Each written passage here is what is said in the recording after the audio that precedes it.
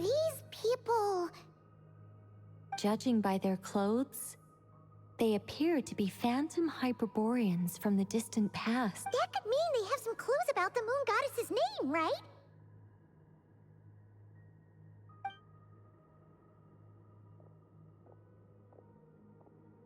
Hey there! Could you tell us what the moon goddess's name is? Sorry. That's probably a weird question, huh?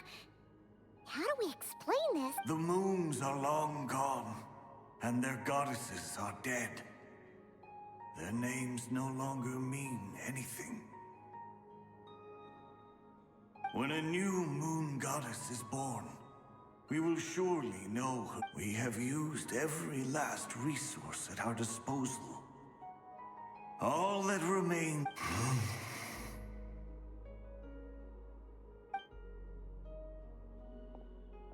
Were the people of the past all this devout? It looks like this phantom doesn't intend to converse with us any further. Surely the new moon goddess he speaks of must be Columbina. Alas, Kuthar's birth came long after the age in which he lived. But, maybe if we find a phantom from a more recent age, they might know Columbina's real name. True. Keep an eye out.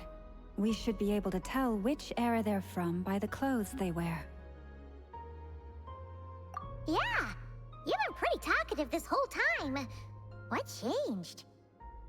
Oh, nothing. I'm fine. You all make good points. When the Hyperboreans speak of moon goddesses, they mean the three from truly ancient times. I can't imagine they would know. There once was a time when the moon goddesses blessed them greatly and protected them from harm. So, when the war between the gods and dragons plunged the world into chaos, it seems they looked once more to the moons for help. Yeah, that checks out.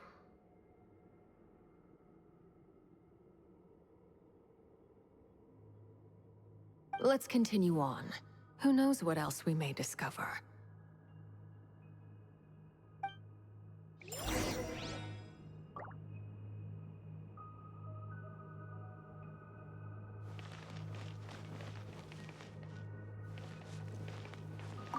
When the moons rise again, we shall receive their... Even in the darkest hour, there is always hope.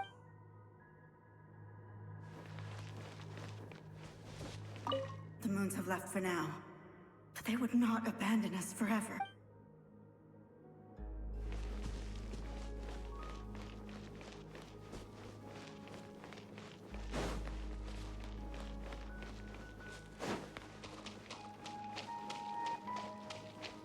There's a door blocking this path. Not a problem. Try this.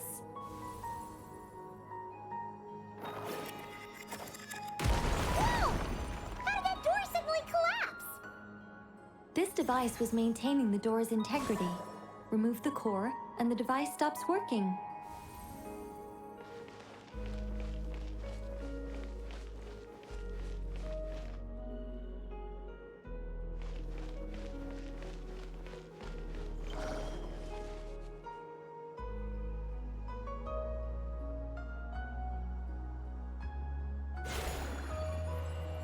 Is this our destination? Impressive. More precisely, this is a device that will help us reach our destination. Let's go. We still have a long distance to cover.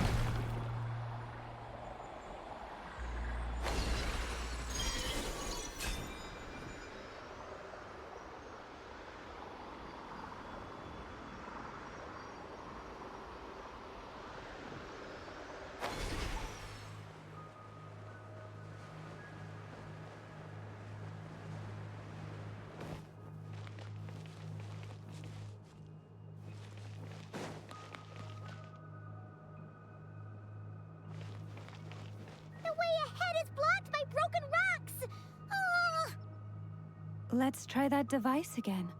Remember the door from earlier?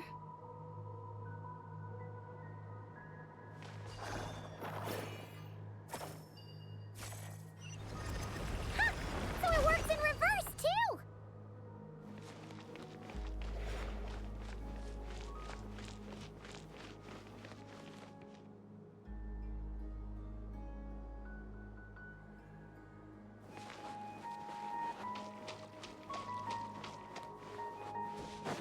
The humans we see are all phantoms, but the monsters are real. What a fascinating place. There'll be plenty of time to admire it later.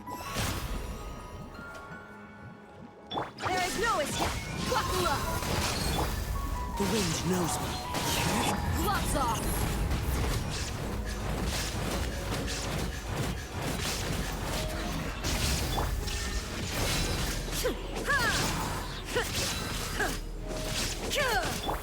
One with nature.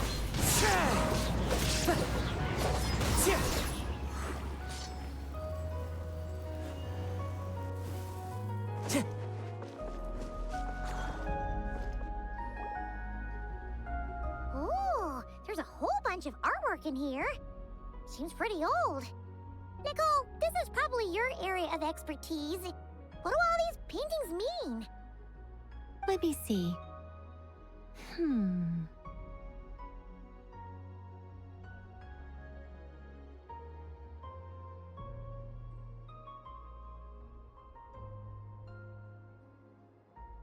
To understand these murals requires some knowledge of the history surrounding the War of Funerary Flame. I shared a little of this with Lauma before. Yes, I think I follow. The dispute between the Moon Sisters, the transformation by Nibelung.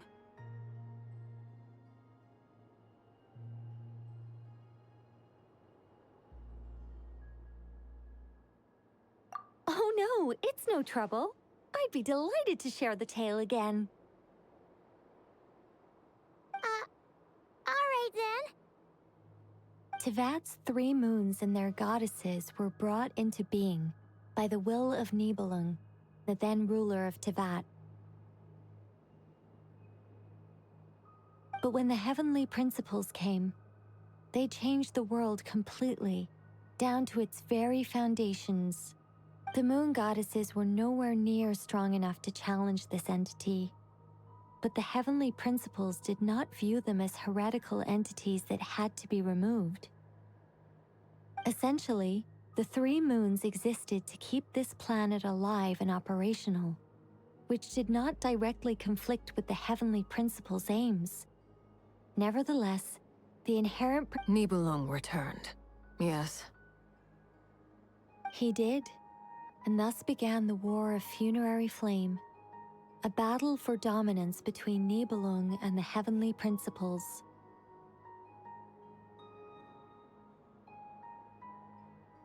Discord would soon emerge between the 3 moon sisters. One would voice the opinion that they should follow Nibelung, for it was he who first hung the moons in the sky. Another would argue that taking sides in the conflict would only bring the world closer to ruin. There was no telling where it would, especially since their creator had returned, bearing the perilous power of the abyss.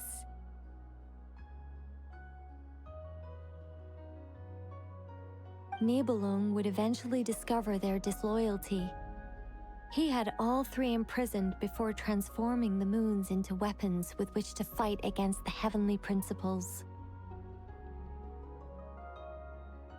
What? Weapons? Yes, the very moons that had once defended the planet became instruments of death and destruction, striking terror into the hearts of all living things. And although the heavenly principles and the 3 moon sisters had once been at peace, it now seemed that the moons posed an unacceptable threat to Tevat. It is possible that the heavenly principles did not know of the goddess's imprisonment. If so, the weaponization of regardless of who knew what, when, the heavenly principles shattered 2 moons and flung the other beyond the skies. Whether the goddesses managed to escape Nibelung's captivity after his fall, nobody knows. But this much is certain. From that day on, the moons no longer belonged to Tevat. The rejections slowly drained their power until eventually they passed away. So that's the full story. You say the moons ceased belonging to Tevat from then on. Why then would Columbina be born? That is perhaps due to the lingering connection between the Frost Moon, which was not shattered, and this world. You could see it as the three sisters' dying wish. They never desired war. All they ever wished for was to protect this land. I see. If the final fate of the three goddesses is as you say, then Columbina faces the same grave danger. Our investigation has yet to bear fruit. We must hurry. Yeah, you're right. Let's keep going.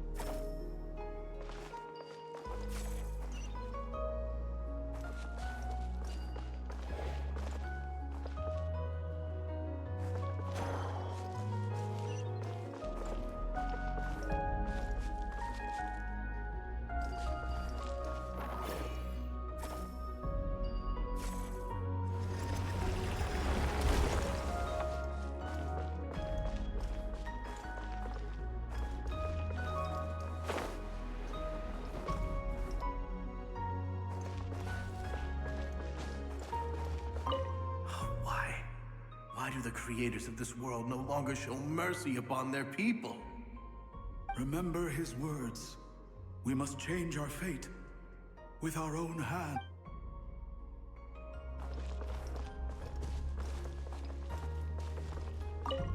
Should we trust him to keep his promise? We have to. Wait, that's odd. Who is he? Is something wrong? No, not really. It's just that over 30 possibilities emerged in my head, so I can't be sure who he is. It's been too long. My memory isn't as sharp as it once was. Okay. 30. Wow. Impressive.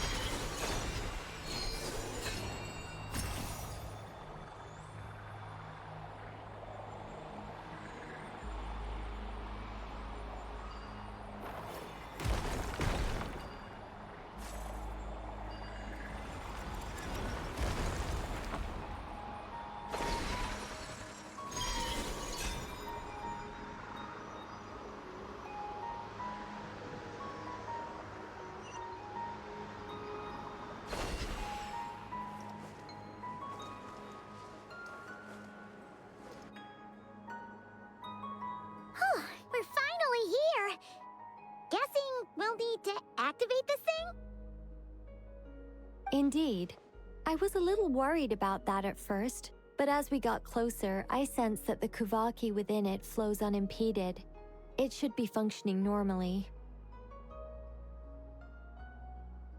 The only issue is how to activate it. It's looking a little worse for wear. What about the cores from some of the other devices we've seen? Can we repair it using those? In all likelihood, yes.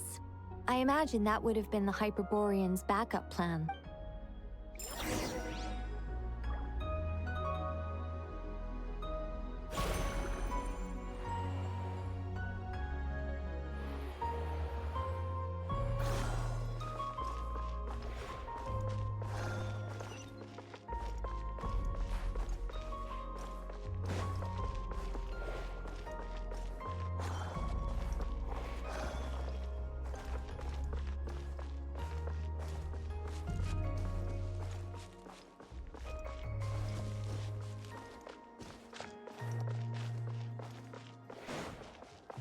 Time to go.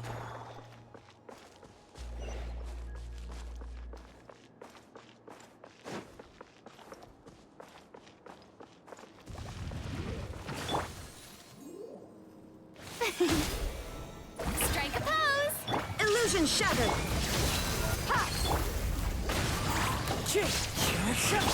Inazuma shines eternal!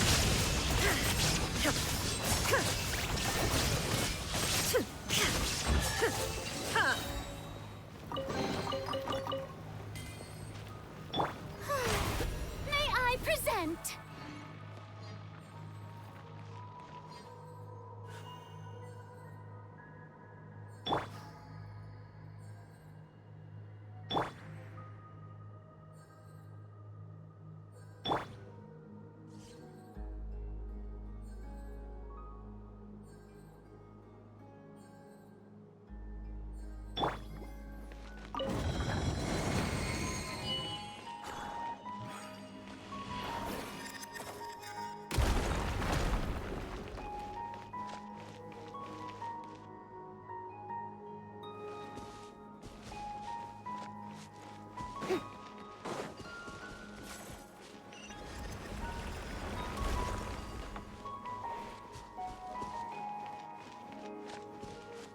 I knocked out a core, but how do we get across? Walk up, then jump down.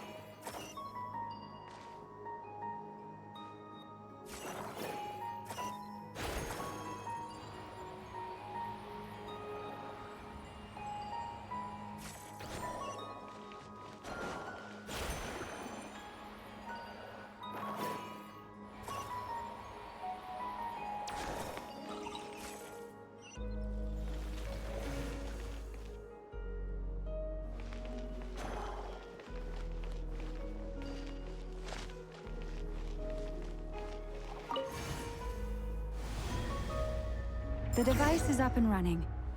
It's hard to believe that the ancients were capable of constructing such things. Paimon sees our destination! It's right up ahead! Yes, let's go.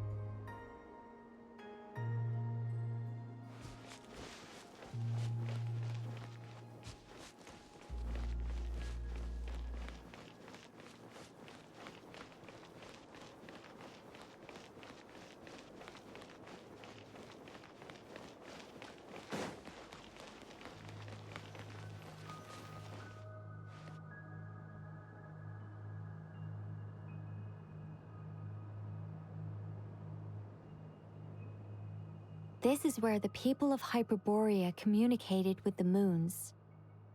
We need only place the moon marrow upon this platform on Moon Prayer Night, and we shall be able to open a portal to the moon and send our moon goddess back home. The assumption being, of course, that we can find her first. That's right. You want to know if it's safe there, don't you? And yet, she has no choice but to return. That's not the only issue here. This is the end of the... Despite looking at historical artwork and talking to people from Hyperborean times, we're still no closer to...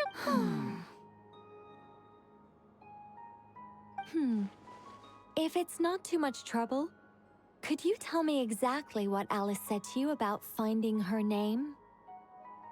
Oh, sure. What she said was... Then your first job is to find it.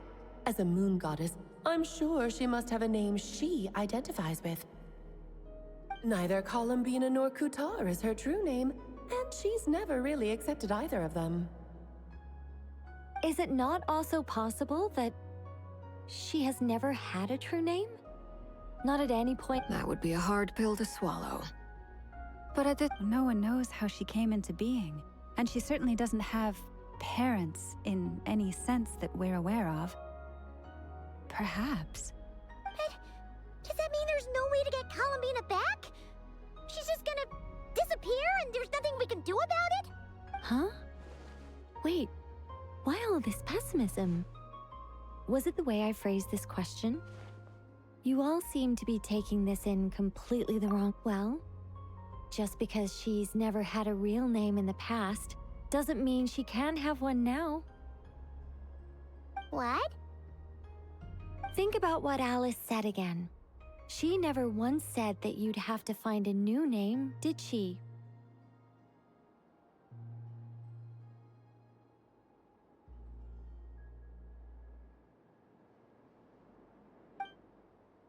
Are you saying what I think you're saying? Yes.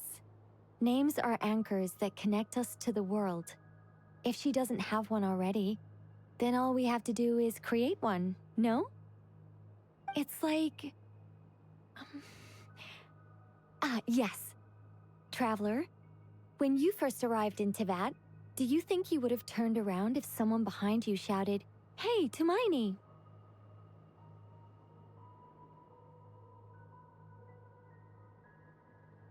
But what about now? I understand what you mean. Life is a long journey. Even the friends and family by our side can change over time. When people call you by different names, what matters isn't so much the words themselves, but what they symbolize. And of course, whether that resonates with you. Ether.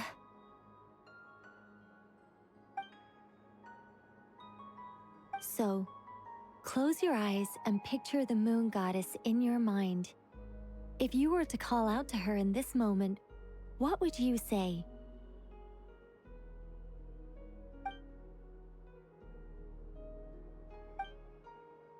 Columbina. Columbina. Paimon would call her Columbina too. She has long forsaken everything that Kuthar represents. I think from now on I should call her Columbina too.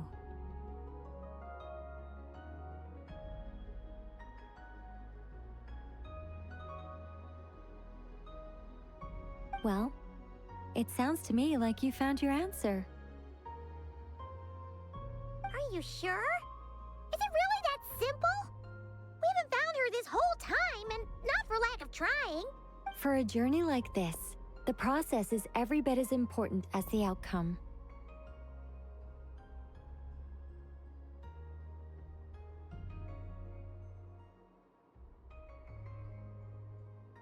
Had you not searched far and wide, rejecting every other answer you were offered? How could you have come to an answer you felt was finally correct?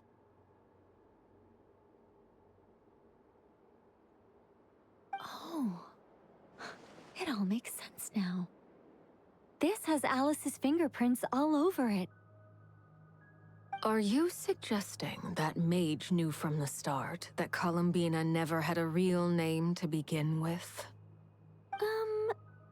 I can't say for sure, but I can definitely imagine her chuckling in satisfaction somewhere right now, saying, "Ah, what fun."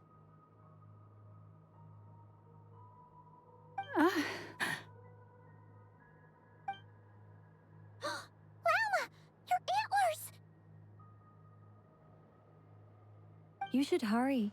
The festive moon has begun to rise. Do not worry, for when you called the name Columbina just now, I could sense that the power within was enough to summon back the moon goddess. The power within what? The name? Yes, so, the thing is,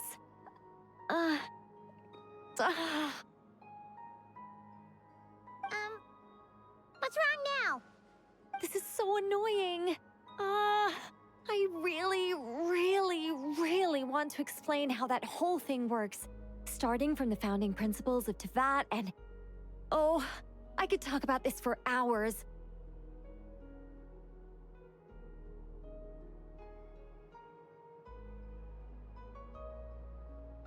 But deep breaths, Nicole. Deep breaths. You're an angel. A sober, sensible, solemn angel who has her priorities straight. Okay then. Sorry for asking. Clearly a bad call on Paimon's part. Anyway, you all need to hurry. Last thing, remember how it felt when you called out that name.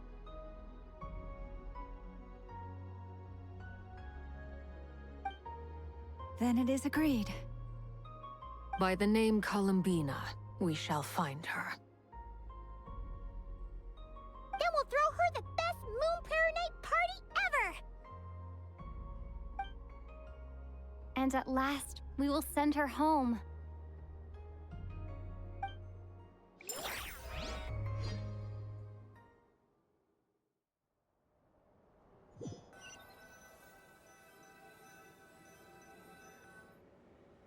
I can barely move anymore.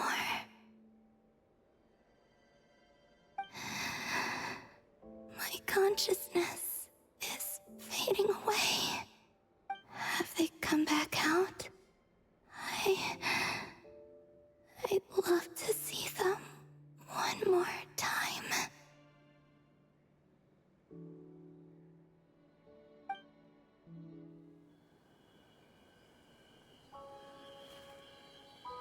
They didn't make it.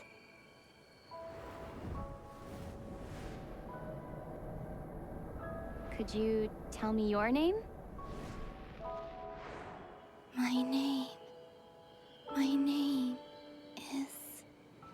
Columbina!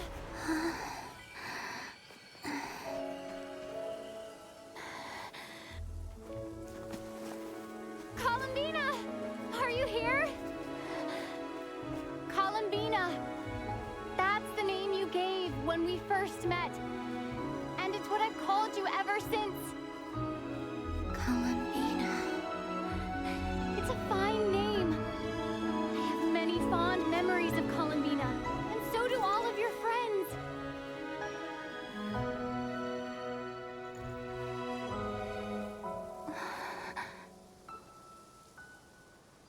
If you like this name.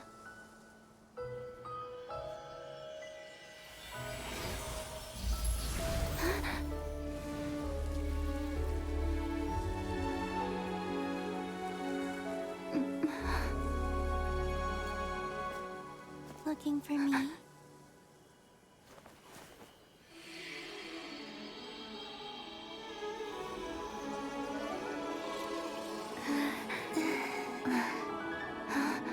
like it.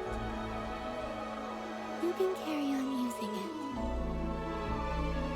My name is Columbina Hyposelenia.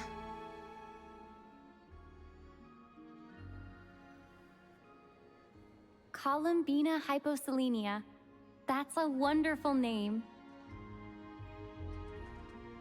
I never thought that Columbina would become my real name.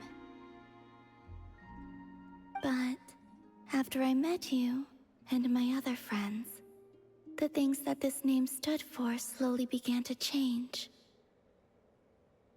It went from being a Fatui code name to something my friends call me.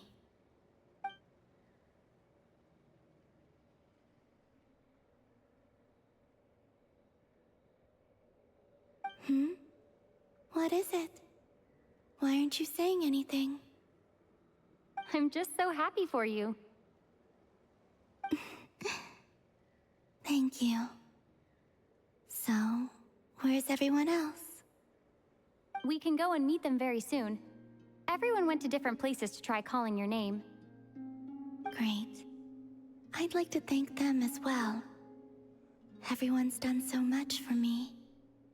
Searching for my name, entering those ancient ruins. Huh? Wait, so you were... Yes, I was there. Not physically, but my consciousness was still holding on. I followed you the whole way. Starting from when? You turned around and called out my name while you were in Nasha Town. Do you remember?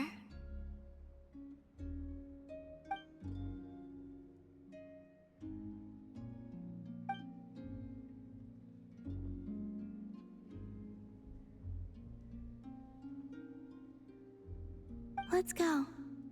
We don't want to keep them waiting. Sure.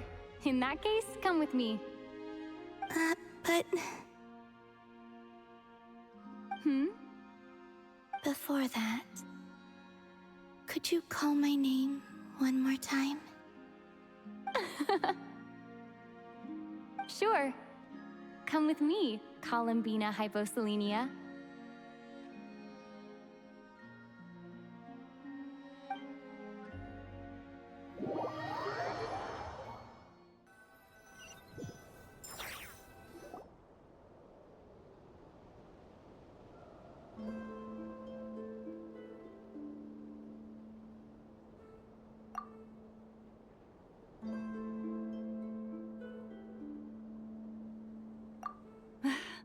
Columbina! Oh, this truly is wonderful.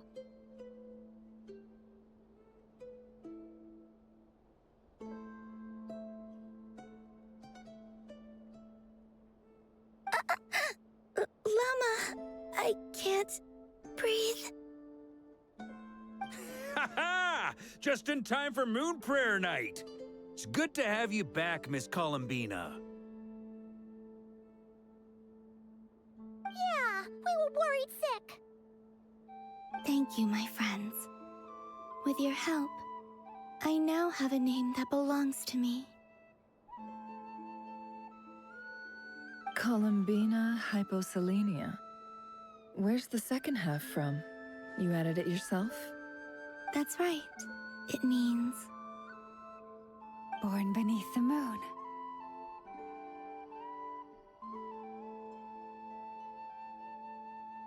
Yes.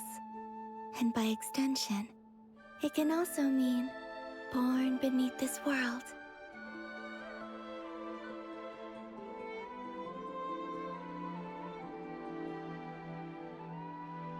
A fine name. Now, as much as it pains me to interrupt this beautiful reunion, I feel obliged to remind you that the Moon Prayer Night celebrations in Nasha Town have already begun. Don't you want to enjoy the festivities? There's so much to see and do.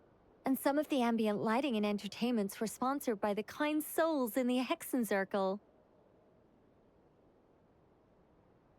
Nicole? Why have you turned into Dodoko? So you're Miss Nicole. Thank you for helping us, and for helping me find my name. It's nice to finally hear your voice. You're quite welcome. Guiding lost people to hidden treasure is what we Seelie do. And if you ask me, spiritual treasures are far more precious than material ones. Chests are all well and good, but this was what it's all about. Anyway, I had to go help Alice. It seems like she ran into some trouble. That's why I couldn't be here in person. But don't worry, we're with you in spirit. We'll be celebrating right along with you. Keep an eye out for the Hexen Circle's festive stalls in Nasha Town. I think you'll like what we came up with. Alice said she even managed to rope B in this time. The Frost Moon Scions have also prepared various attractions. I believe Aino, Nefer, and their crew are setting things up as we speak. On that note, Nefer, about that request I made. It's all in hand. Yehoda is on site to ensure that everything goes off. Wonderful. In that case, Traveler? Huh? Come on, Columbina. It's time to celebrate the best Moon Prayer Night ever.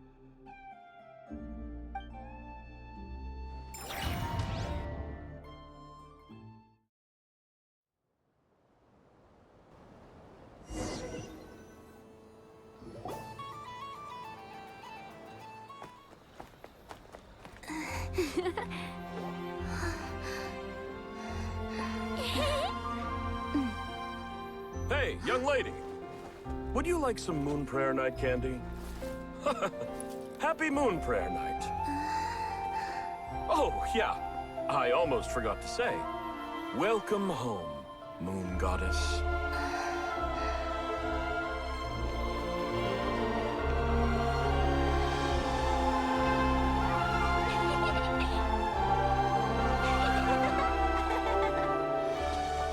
Welcome home, Moon Goddess. Welcome home, Moon Goddess. Welcome home, Moon Goddess. Turning Nasha Town into her home is a festive gift. A rather brilliant idea. Perhaps this is what Nodcry, Columbina's home, should have been like all along.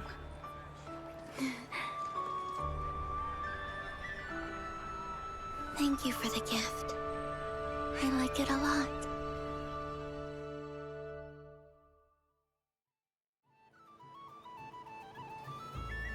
This feels like the surprise of my life. I do. I never imagined I'd ever get to enjoy Moon Prayer Night with everyone so freely. If you're happy, we're happy. Quite a strategy you came up with. Hide the tree in the forest. It's not your usual style, Lauma. Is there something about Moon Prayer Night that enhances what's in your head as well as the antlers on top? Apparently so. It even inspired a perennial penny pincher to use their resources for a greater cause. It truly is a magical festival.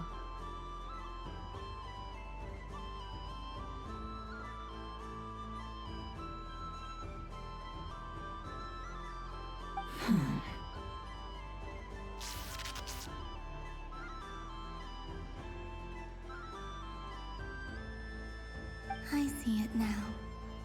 This bickering is actually a sign of a strong relationship.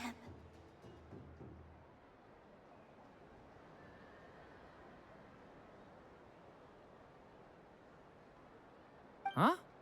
What's everyone doing here? Oh! Miss Columbina, you're back! Yes, I'm fine now. Thanks for your concern. How's your progress with Alice's assignment? Very well indeed. I've never heard her sound so excited. Not like this. This time, her excitement seems more serious. Seems like she's had a major breakthrough. She said she'll contact us once she knows more. In the meantime, we're free to relax and have some fun. Enjoy the time off while it lasts. I have a feeling that our next task won't be so simple.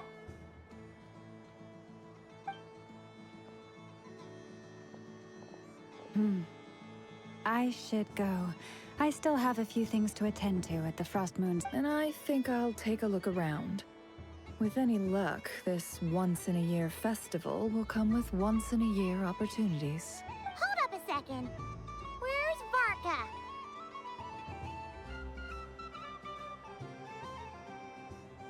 I believe he made a beeline for the flagship the moment he entered Nasha Town. Ah, that's Mondstadters for you. They know what they want when festivals roll around. Goodbye for now, Columbina. I hope you have a wonderful night. I will.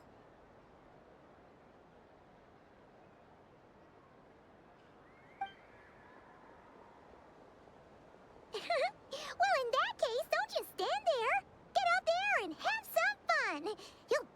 Oh, also, take this map with you. It's a guide to the festival.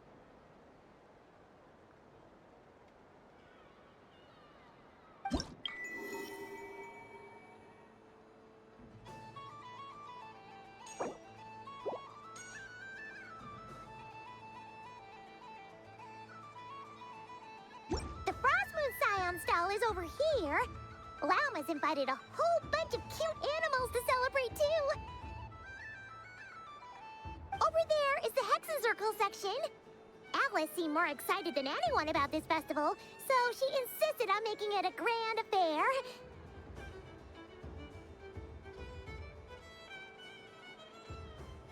Oh, and then there's the Nasha Town local specialties, including...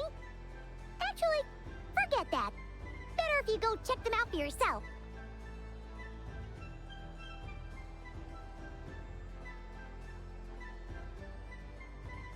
Thank you. It looks like a lot of fun. You're not coming with me? We'll be around. But don't you want to browse by yourself for a bit first?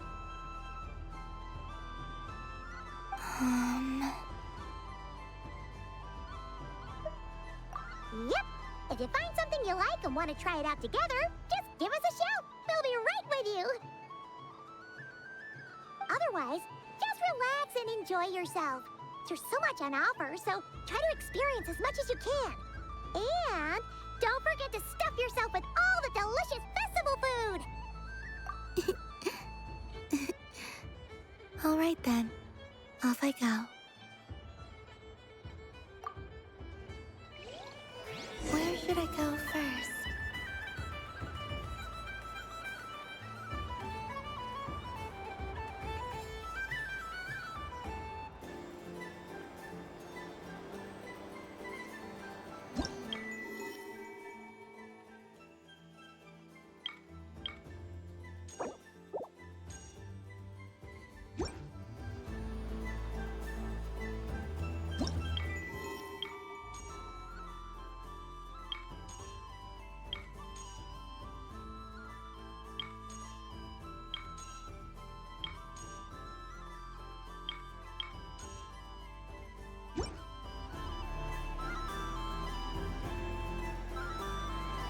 This must be the mage's stall. It feels like I've entered a fairy tale. Ah, how lovely.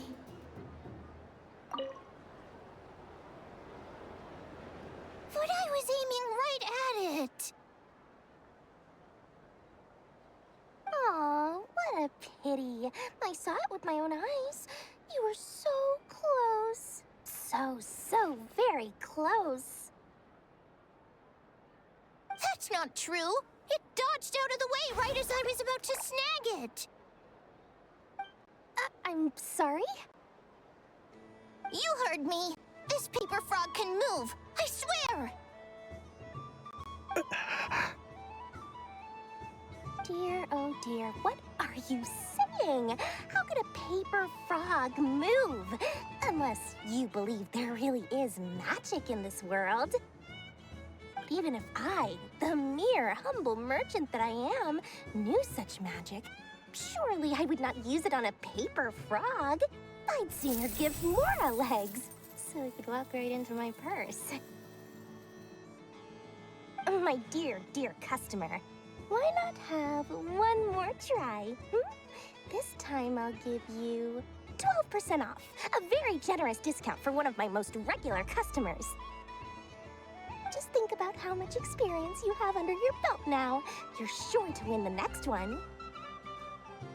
Darn, I used up all my coins. I'll be right back. Just gonna fetch some. Take your time, but don't take too long.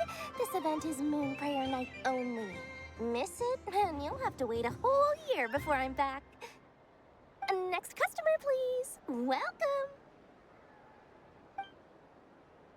Hello. Whoa! What's this big one doing over here? How do I tell my employees not to go running around this time? Shooting them a glance won't work. I haven't known them long enough. Dory? Why, hello there, Miss Columbina. Would you like to play my ring toss game?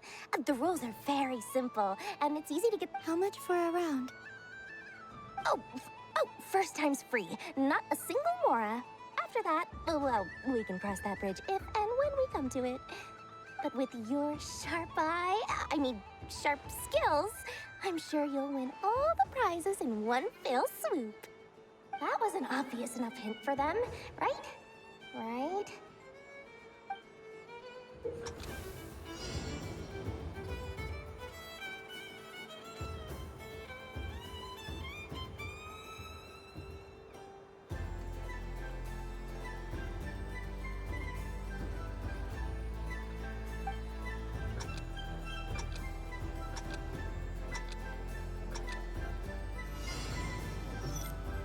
Here comes the ring! Oh, peanuts.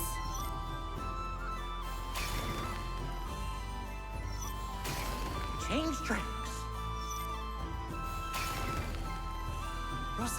Roselle, should we move or not? Just a tiny bit. All right, then I'll... Oh, sugar plums, not the clock hands. How do I move the legs again?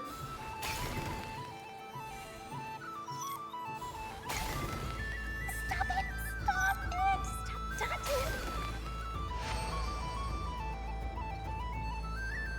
Let's see now. Let's see. Wow, very good. That's the highest score we've had all night. And here's your prize. Now, how about another round? As for the cost... Happy Moon Prayer Night, Miss Columbina. Happy Moon Prayer Night, Durin and Hat Guy. Are you here to play the game? Yes. No.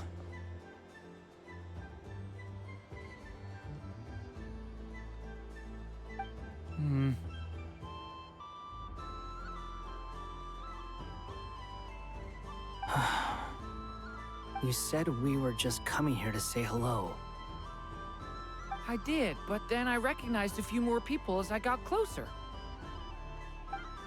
Do my eyes deceive me? Is that...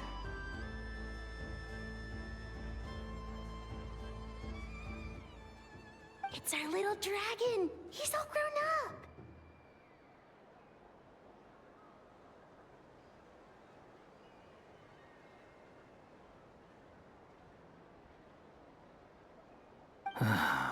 Someone's popular. Well now, since you came all this way, why don't you try out this lovely game we have going? First try is free. He'll have a go. I'll pass. It's only one free try per customer. You can't give your try to him. I'm aware. How has Elder Almond been lately? He's in great shape. He goes for a run in the forest every morning to stay fit and healthy. He tried to go boat racing with Firecracker a while back, but he couldn't even make it onto the Lotus Leaf. Firecracker was in fits of laughter. How about you, little dragon? Can you still fly? Yes, I can. But you've become less chatty. Has growing up been tough on you? We call that maturity. You know, the thing people sing about. The knight wields a sword of stone to defend those hearts that are made of gold. Stone is very heavy. That's what keeps him from talking too much. That's awesome! I want to be a knight when I grow up, too. Ring, here I come! Ha! Oh, the hat-wearing man. I never thought I'd see you again. You seem more determined than when I saw you last on the train.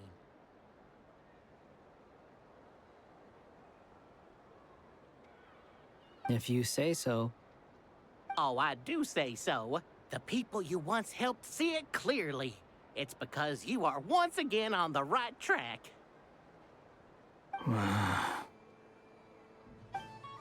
May the engine in our hearts propel us to the station of our dreams.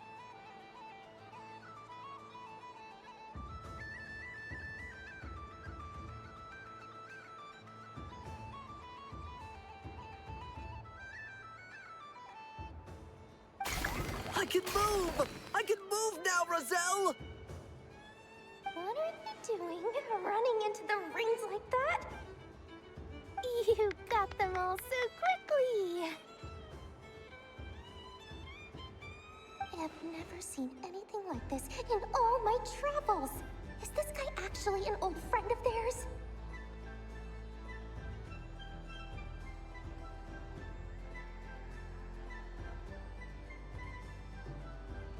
But how?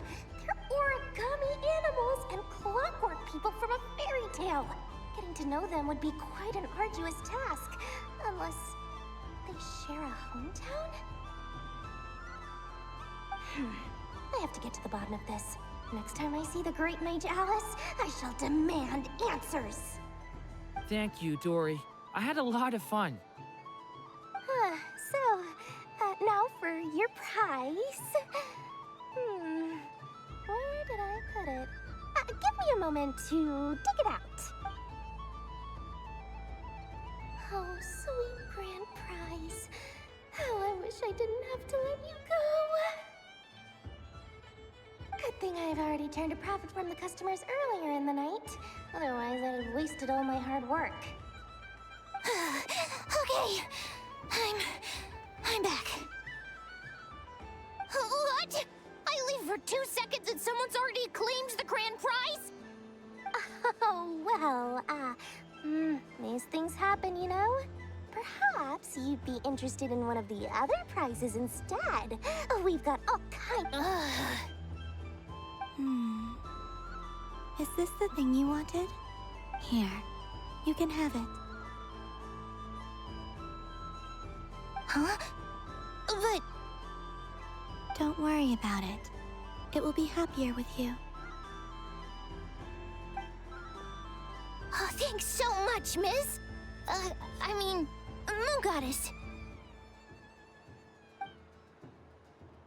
Oh, goodness gracious, Columbina. Give me strength. How am I supposed to make any more money from this child at this rate? Daddy, look! That's the game I was telling you about! Forget it. She is the Moon Goddess after all. I'll think of some other way to swing this. Maybe I can try to hook this new kid. Huh? Oh, someone already won the grand prize. You can take mine if you want.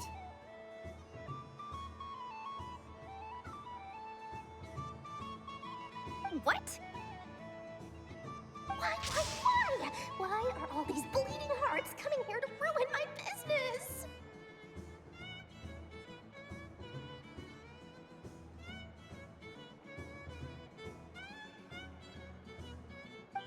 Happy Moon Prayer Night, everyone.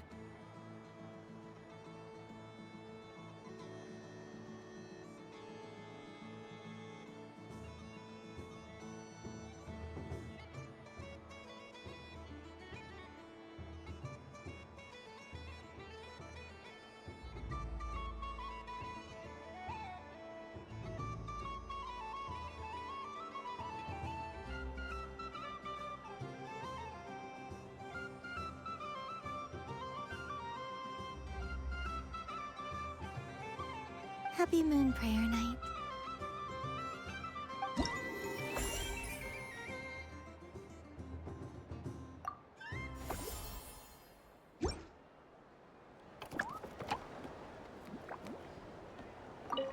If all the prizes are gone, I might as well close up shop for the day. But you haven't had your fill of fun yet, right? So the next time a customer shows up, you're going to have to run fast. And remember, run out of the rings, not into them.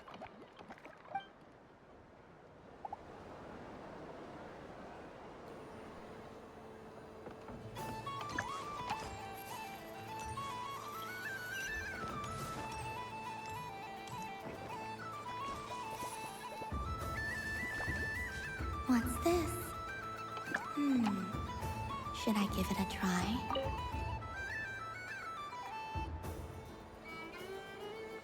Come on, Citrus. One more round. Just one more. But my neck... oof. It's acting up again.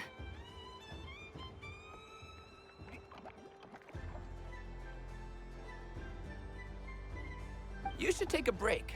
Health comes first. Yeah, don't push yourself. We'll find someone else. Hey, don't look at me. I'm the referee. What are we gonna do then? Do you need any help?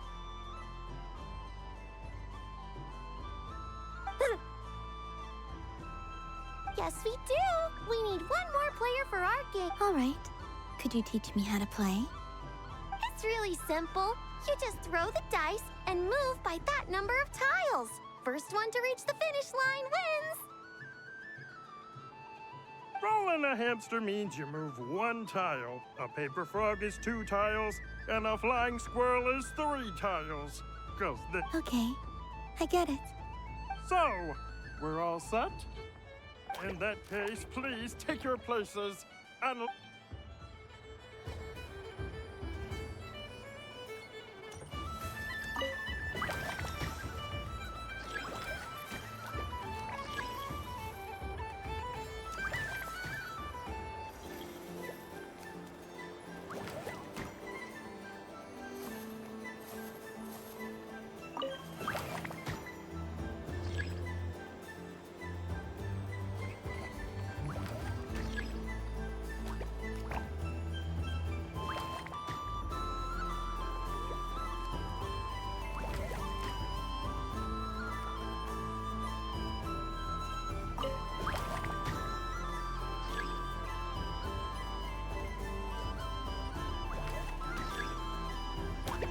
And the winner is...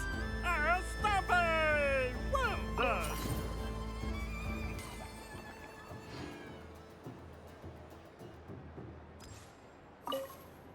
It's a pity that my good friend Faro Bear is busy working on a training program for Princess Semest. If he could have been here, the victory...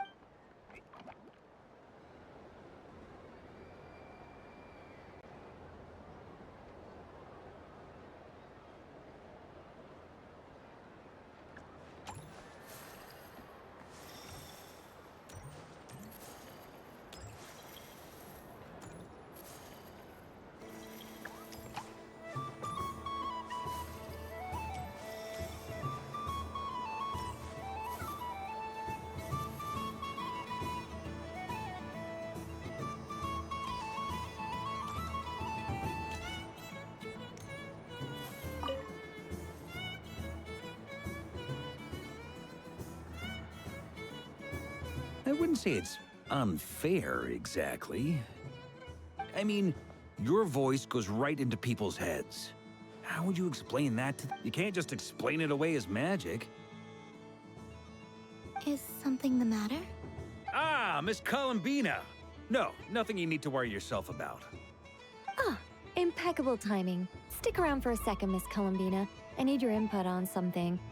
This self-proclaimed Knight of Justice has yet to give me a satisfactory answer. I, for one, would like to hear your verdict on the matter. Hey, now, I left the flagship just to help you out, Miss Nicole. What's going on? So Alice and I are both using long-range remote control spells that work on similar principles, allowing us to attend this festive fair in Dodeco form.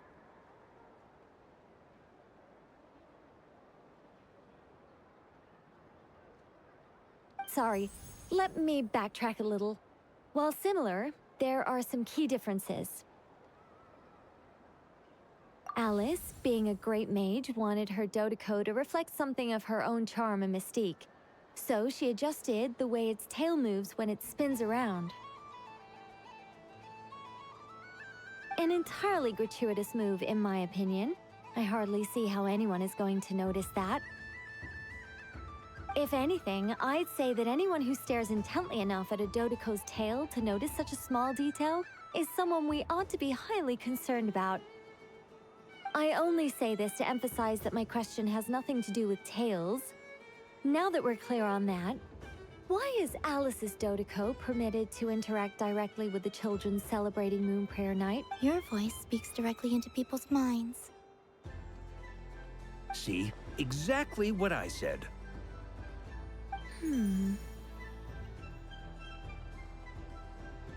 Miss Nicole? Ugh, I can't stand it. I know that probably makes me sound like a whiny child acting out in front of their parents. And it's a little embarrassing now that I think about it. But hey, I've said it now, I can't take it back. That would be even more embarrassing. Also, don't go reading too much into that analogy. It was off the top of my head. I'm actually an awful lot older than either of you. Miss Nicole, are you saying that you'd like someone to play the game you've prepared? I'm not so invested in that. It's just something cobbled together using items I borrowed from Alice. She probably didn't even make them herself. The point is, I want to know everyone's thoughts after they receive their prizes. But as you've said, I can't just act. I've been biting my lip for so long, and I've had no one to vent my frustrations on. I thought this was going to be a nice, straightforward festival where I'd get the chance to guide people to treasure. Well, can I play? I can't guarantee that I'll win a prize, but... You will? I'd like to try. Then what are we waiting for? Let the game begin! It's like they forgot I was ever here. Ha!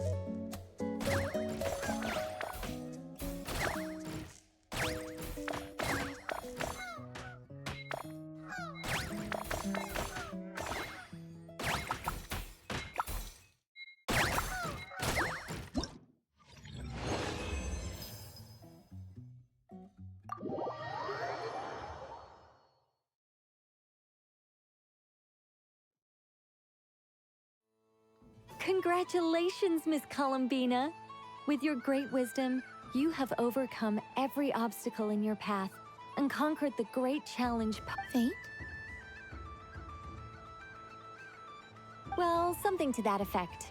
If you'd prefer something more poetic, it could be the icy winds or the dawn. Anything you like, really.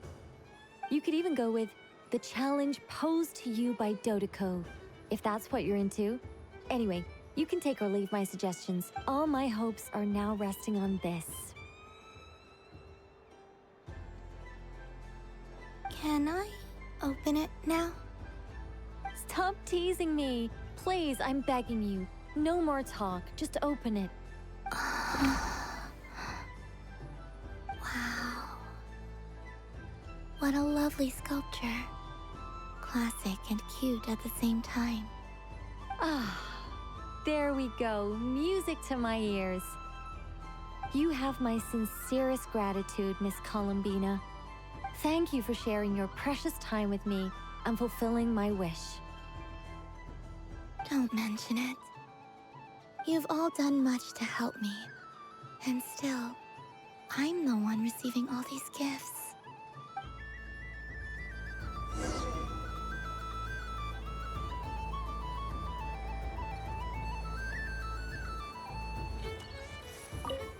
I don't suppose you'd like to Don't get me wrong, once is plenty. You're under no obligation to indulge me any further.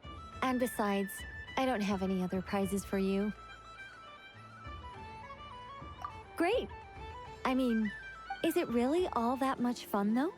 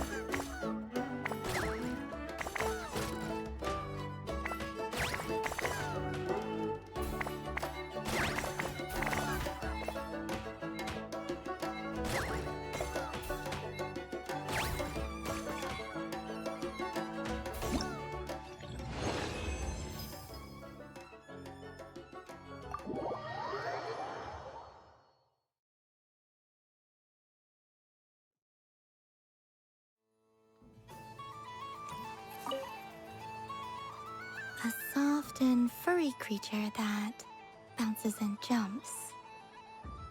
Welcome home, Moon Goddess. This one talks, too. Allow me to introduce myself. I am a Dodeko from a distant archipelago, the most mischievous of all my Dodo brothers. When the going got tough, I powered through, and when I met obstacles, I boomed them away. That sounds like a lot of fun. Doesn't it just?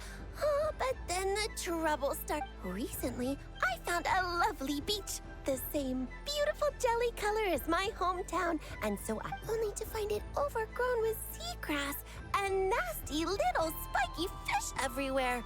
Look, I made it back to shore by the skin of my teeth, but my tail was sorely hurt. Couldn't you just boom them away? Oh, I wanted to, believe me. But I've heard that you, Moon Goddess, can understand animal speech. The last thing I wanted was to cause a gigantic fuss and get taken to court by a school of spiky fish. I'd be driven out of these waters for good, and my winter holiday would be ruined. And so, dear Moon Goddess, I was wondering if you might lend me your allegiance.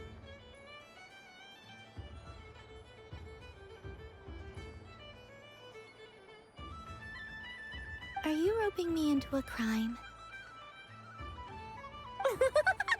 Oh, let's call it a once-in-a-lifetime carefree adventure. Does that sound better? All the festival goers tonight are dressed up as the Moon Goddess, but there's nothing to say that the Moon Goddess can't disguise herself as a Dodoko, is there? Besides, this is your home. You should be free to be whoever you wish. I'm afraid I'm not well acquainted with Dodokos, Madam Mage.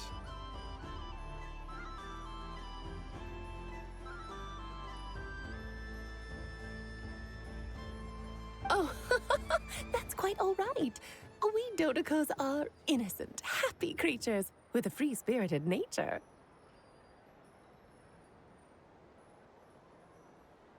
Many, like myself, are mischievous troublemakers. Others are lazy souls who like nothing better than to lie down on a nice rock and take a nap.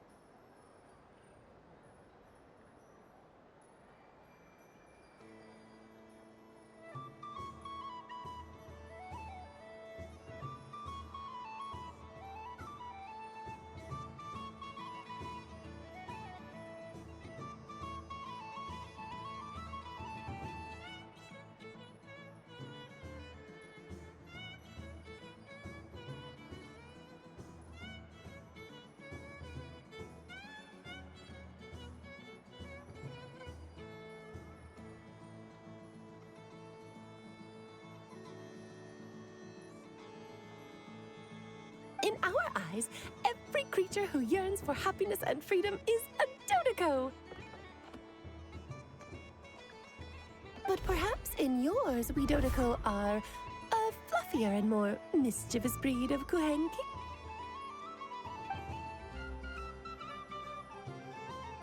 Yes, that is a much easier image to follow.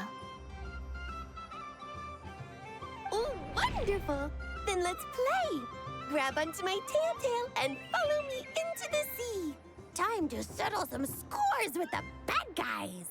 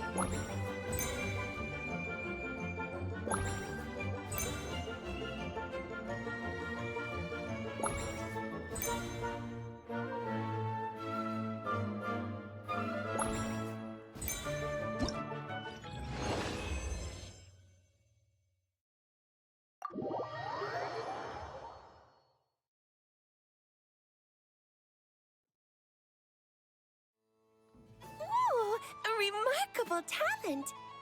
So, what do you make of it? The use of Jumpy Dumpties doesn't come as naturally to me as Kuvaki, but their unpredictability makes it fun. I think they call this... novelty? Indeed! And how did it feel, blowing those pesky nuisances? Not bad. Any guilt? What do you mean? Oh, wonderful! Lovely answers to all 3 questions. You've passed the safety test.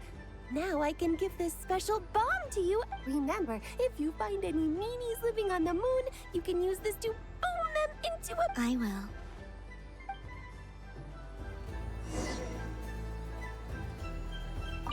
Up for another round of fish blast? Oh, I mean of bye-bye, bad fishies!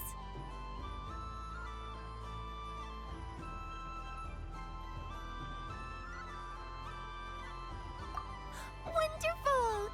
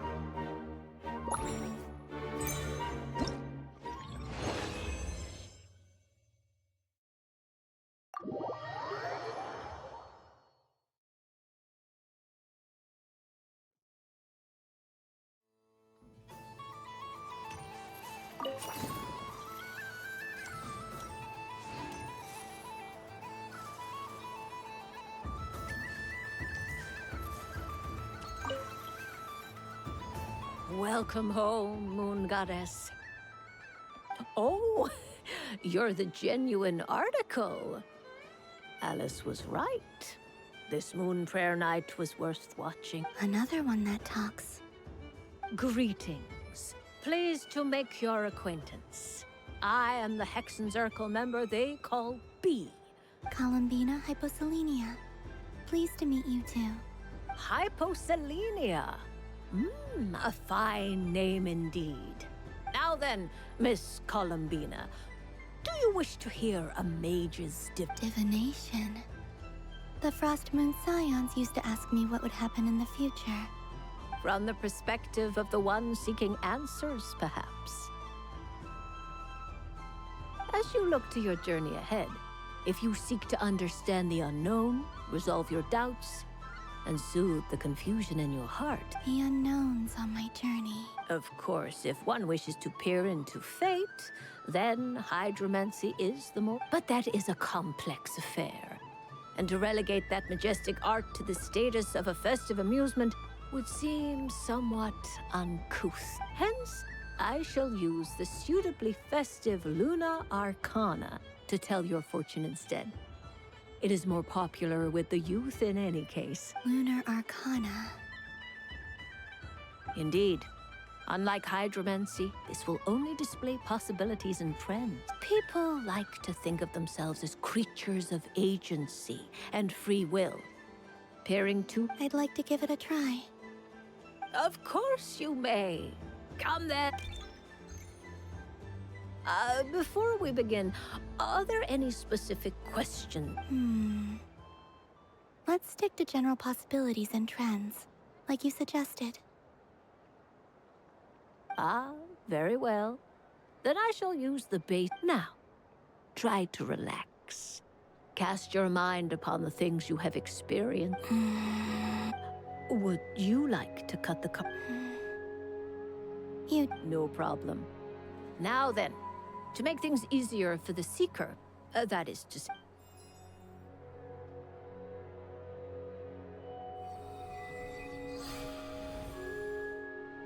Please, draw the first Lunar Arcana. This represents destiny, and is the foundation...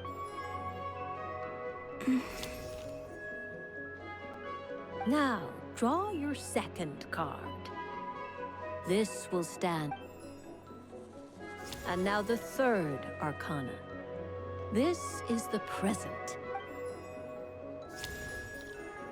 Finally, the last card. This shall speak of the future, which... Oh. Kuvaki Pulse? Fascinating.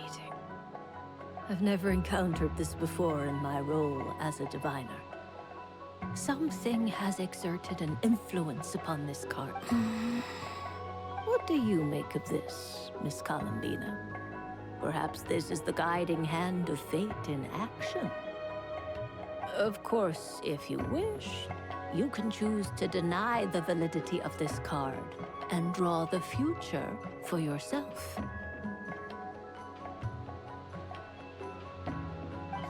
No, it's fine. Let's go with this one. A bold decision. I must say I'm looking forward. Well then, let us flip the Lunar Arcana in sequence. Sure. First, Destiny. No surprises here. The card that represents yours is the moon. The moon. Indeed. The moon can represent the truth at some times, but deception at others. Fault when the moon is placed on the destiny tile. It indicates that your destiny is not what it may appear on the surface. Instead, it may yet have a hidden side.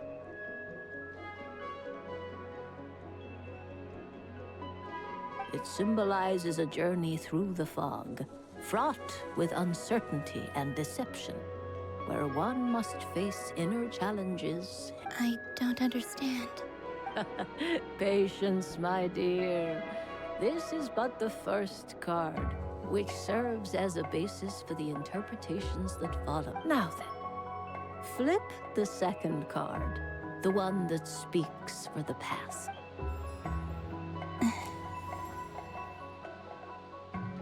Ah, the Hermit, but inverted. Inverted? Yes. The Hermit symbolizes solitude, introspection, and the pursuit of truth. When inverted, it represents isolation, truth out of combined with the moon as one's destiny. The Hermit inverted represents a choice you made to stand alone in the past. It was a choice made not out of fear or arrogance, but for reasons that others could not perceive. You fumbled through the darkness without a guide, but you did not find your way. Rather, you went astray. More than once, it would... Is this about how I became Kutar despite not wishing to become a god? And how I joined the Fatui because I yearned for a place to belong?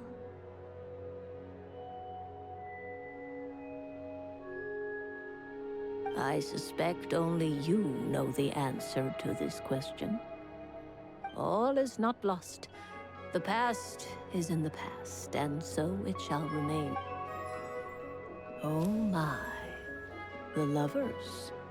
One of the most interesting Luna Arcana. What does this one mean? This means that you have had an unprecedented emotional experience. The joy of finding your soul becoming intertwined with that of another. It's true. I've made a lot of friends recently, and they are very good to me. I like them a lot. That sounds lovely. I am most delighted for you. The Lovers can also represent important decisions, perhaps related to a... Yes. My return to the moon. I understand. Parting with friends is never easy, Columbina. But rest assured, this is not the end of your journey. There is always another story waiting to be told. The future always lies ahead. The future. Well now, it's finally time to flip this most mysterious... I'm ready. Very well. Flip this card and see what luck... Oh.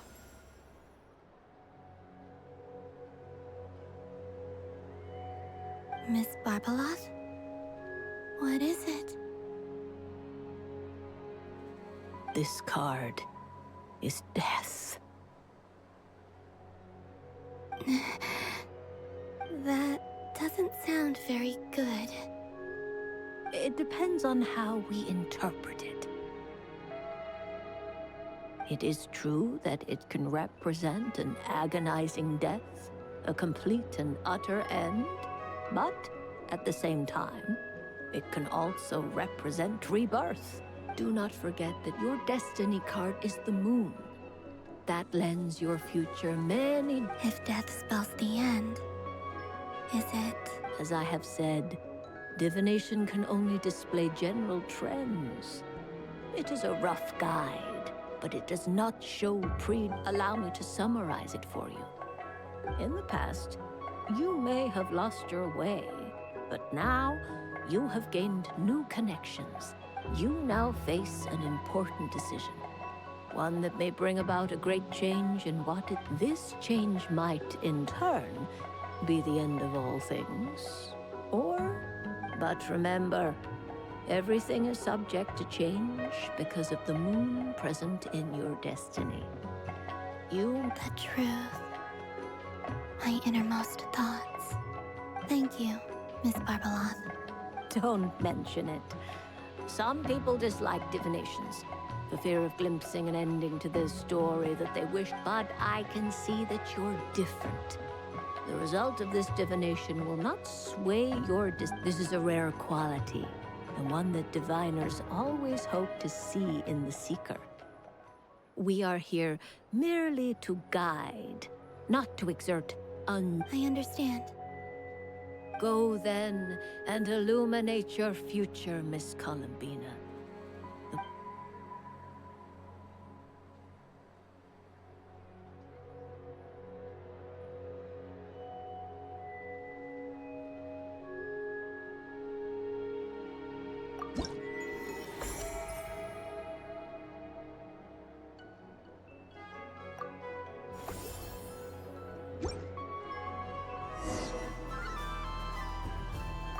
The death card made a most enigmatic appearance. The moon for which Miss Columbina is bound, I fear. Fretting is of no avail. I will have a chat with Alice about...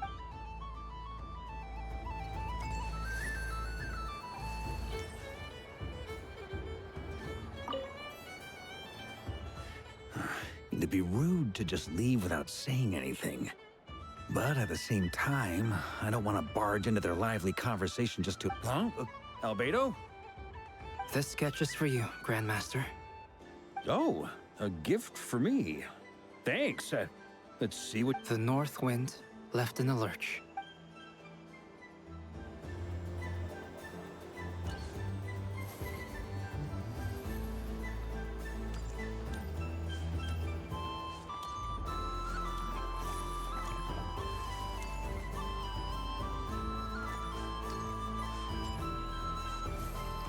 If all the prizes are gone, I might as well close up shop for the day. But, so the next time a customer shows up, you're... And remember...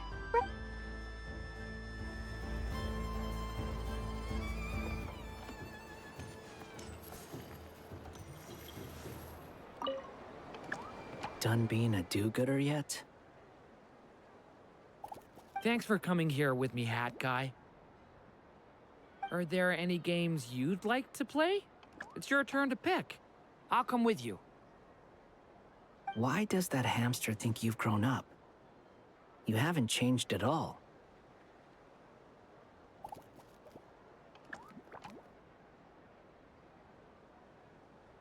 I know you don't mean that. You're just taking the opportunity to make fun of me, aren't you?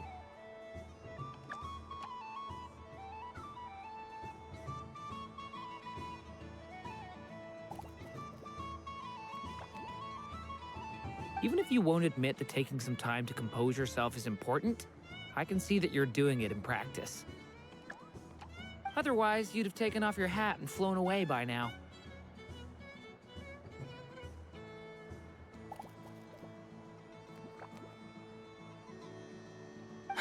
Looks like Albedo's socialization program has been far more useful to you than all those Vahumana textbooks.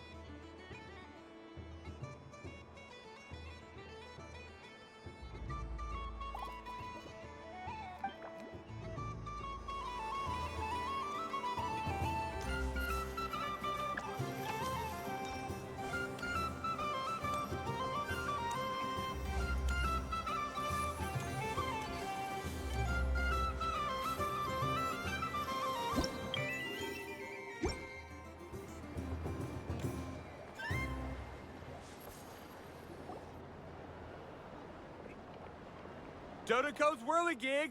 Come check out Dodoco's Whirligig!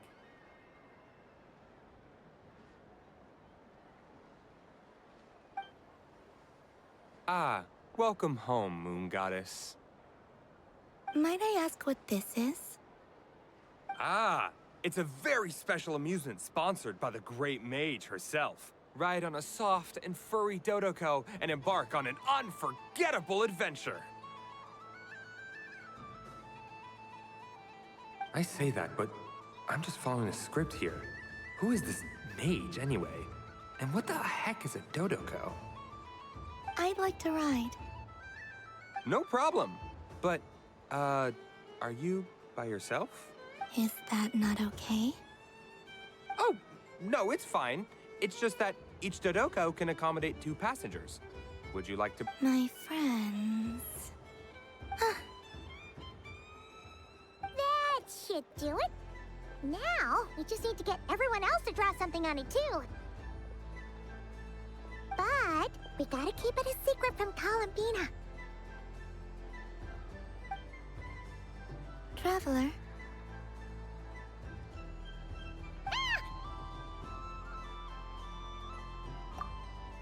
I want to go on that ride. Will you join me?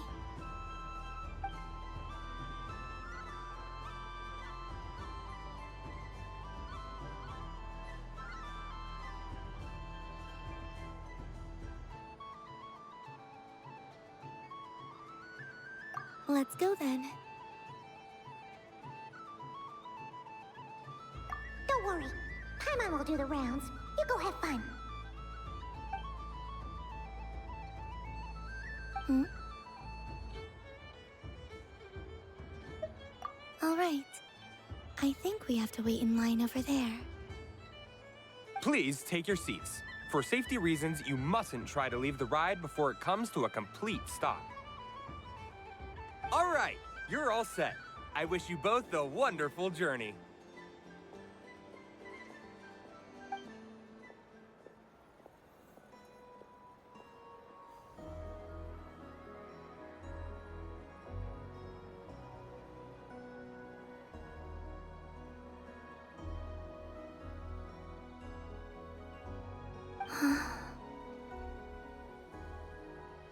Not bad. It reminds me of riding a moon lane. Sometimes, the Kuhenki circle around me like this, playing their beautiful melodies. Yeah, I'm going to miss them.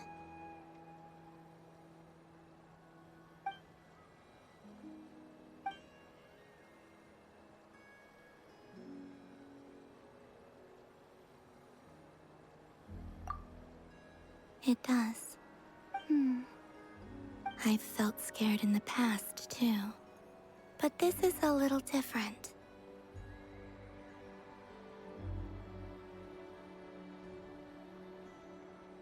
You know something? I got to see a lot of fascinating things during my disappearance. I saw how the Frost Moon Scions act around their families. So different than how they used to act in my presence. And I also saw how they interact with their friends. It made me curious at first. Why do people act so sincere when they're worshipping gods, but save their truest, warmest feelings for each other? Slowly, I came to realize that it's because they trust one another. They know, deep down, that they'll be accepted for who they are. All of it. The good and the bad. I know. I knew it the moment you started calling out my name.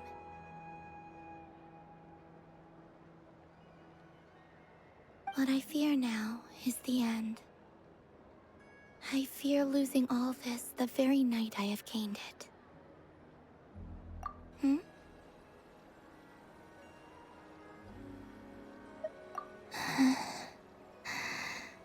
Thank you for this conversation.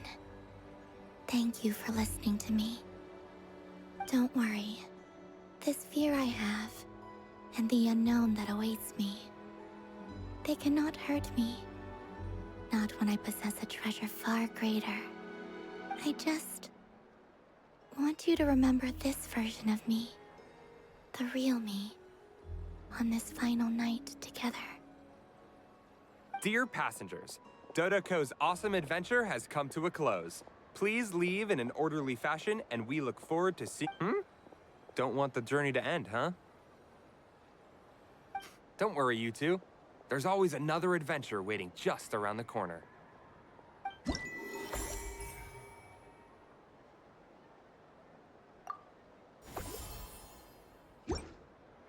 So this is the Frost Moon Scions area. It feels very familiar. But everyone looks much happier than usual. Dodoko's Whirligig. Come ride on a soft and furry Dodoko and embark on an unforgettable adventure. Of course, Moon Goddess.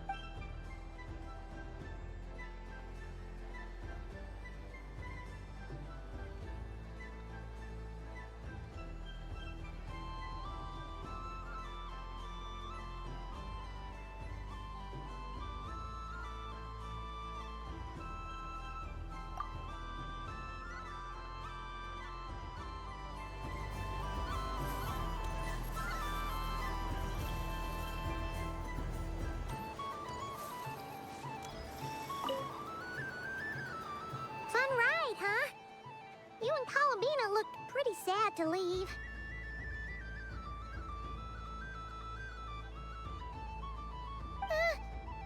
This isn't gonna make Paimon dizzy, is it?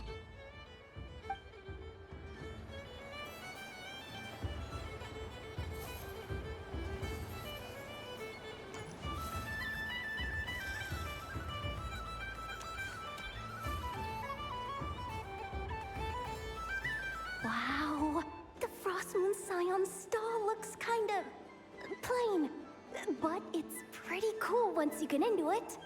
I don't go to Hisi Island much, but it's got that, like, all the world.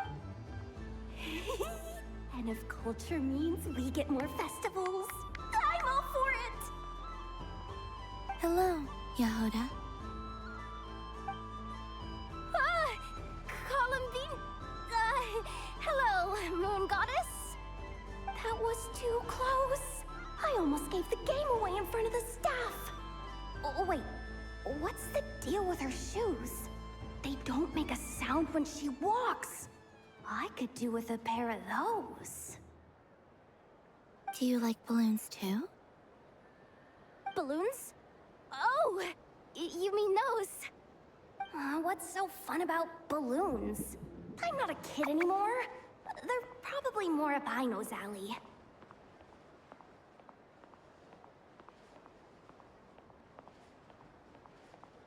Yes. The animals seem very curious about these strange flying objects. I was drawn here by their voices. I recently learned a fun new game you can play with balloons, so I decided to come and give it a try. A new game? Hello. Welcome home, Moon Goddess. Here to buy some balloons? Yes.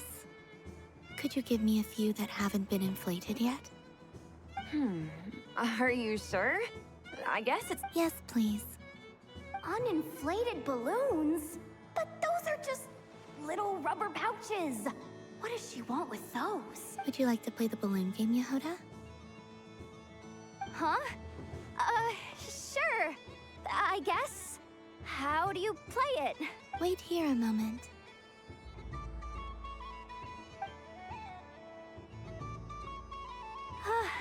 Oh. This is so weird. What have I got myself into now? I thought I saw Columbina nearby. Uh-oh! That's the Fourth Harbinger! Although she's helped us out quite a bit, she's good people, right? Is she looking for Columbina? Oh, guess that's my ticket out of here. I'm not sure my heart can take being sandwiched between two Harbingers.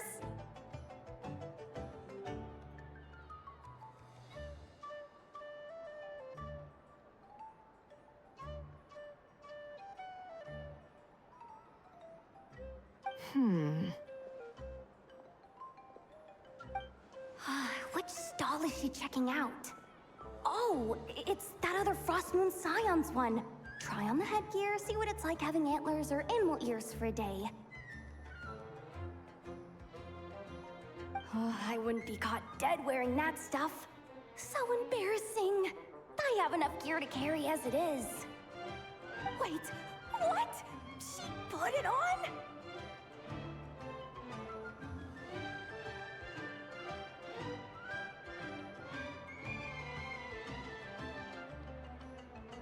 How peculiar.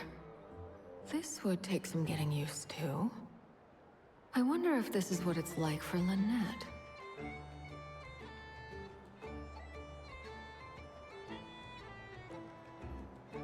It really suits you, ma'am. What is this? She was so intimidating a moment ago, but now, dang, she's really rocking those ears. How does she... I suppose I may as well keep them on for now. All part of the festive experience. She's coming this way. How do you do, Miss Yehoda? Oh, jeez. Don't talk to me while wearing that thing. Where am I supposed to look?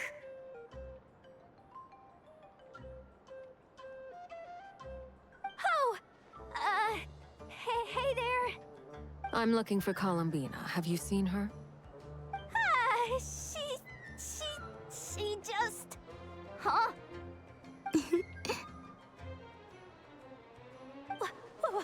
Wait, is that what she meant by balloon game?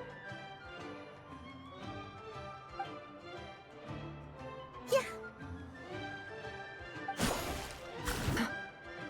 Huh? No fair!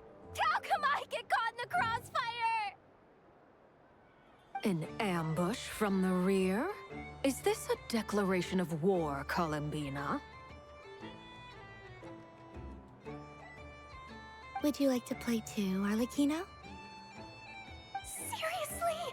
Are they gonna start some beef right here, right now? Gladly. That said, I believe there is another who would like to join. Boss Nev! Thank goodness! You've gotta get me out of here! Things are kicking off big time!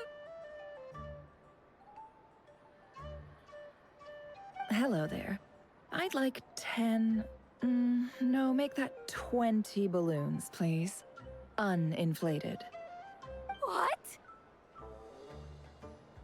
Miss Moon Goddess, I hope you're prepared to pay the price for assaulting my employee.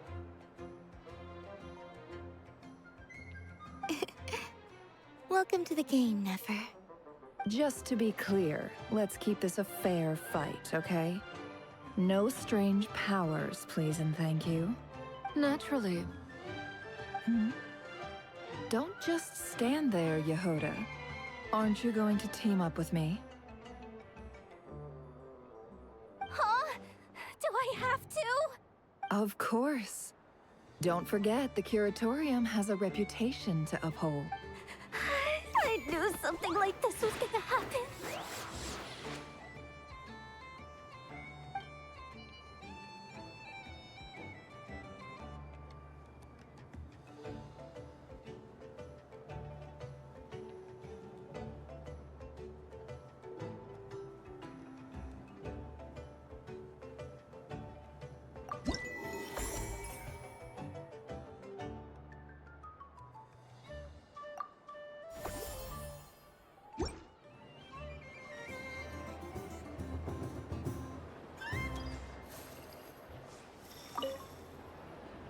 I've seen Linny and the other children play this game before.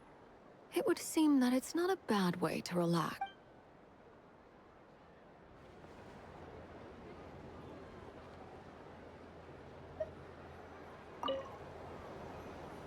Welcome home, Moon Goddess. Would you like to try on some animal-themed headwear?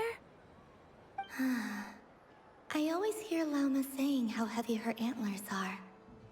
I wonder how it feels. Let me give it a try. Oh my! It really suits you. It's a little itchy, and it's hard to turn my head. Should I keep wearing it?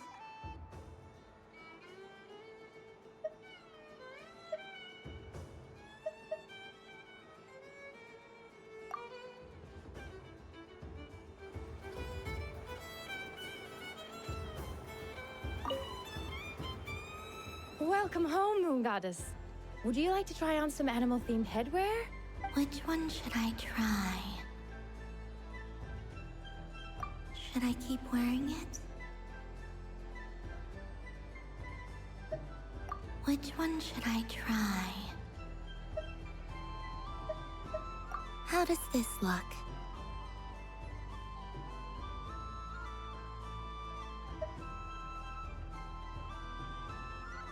Which one should I try? How does this look?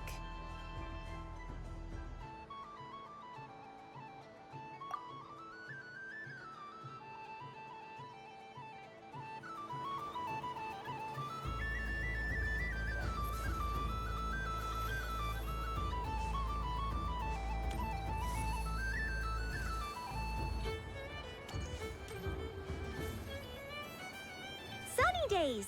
I prefer sunny days. Ah, Well, you are as warm as the sun itself, Moon Goddess. Very well. I believe your spirit animal has to be this most adorable chic badger. Wow!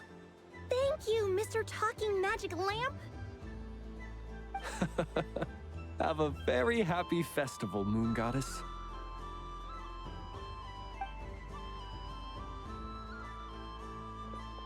Lance?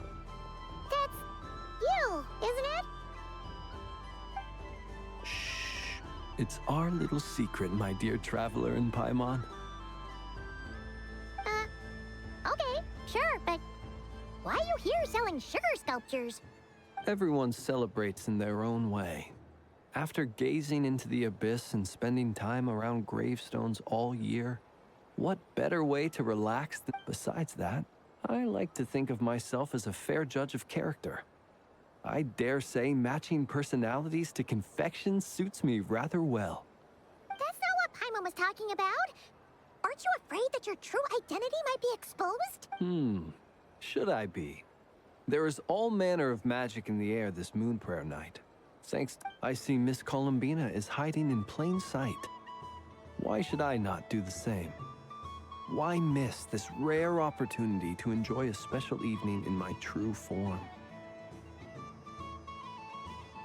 Fair enough. You got a point there. People who don't know you will probably think you're just a talking lantern. Well, now that we see eye to eye, what brings you here? Not a search for your... Ah, well, actually... Here, see for yourself. Oh, this is... How Yeah, we just met Barca, and he said that having everyone draw their own section was kind of boring. So, he did your bit for you. Ah, Varka. Ever the maverick. I see his artistic skills are... In that case, I shall paint something on Mr. Albedo's behalf in a short while. What? Why not now? Ahem. Welcome home, Moon Goddess. Phew, that was close. Hello, Flins. She recognized you right away! What keen eyes you have, Miss Columbina. Especially considering they are shut. I did not see you. Rather, I sensed you.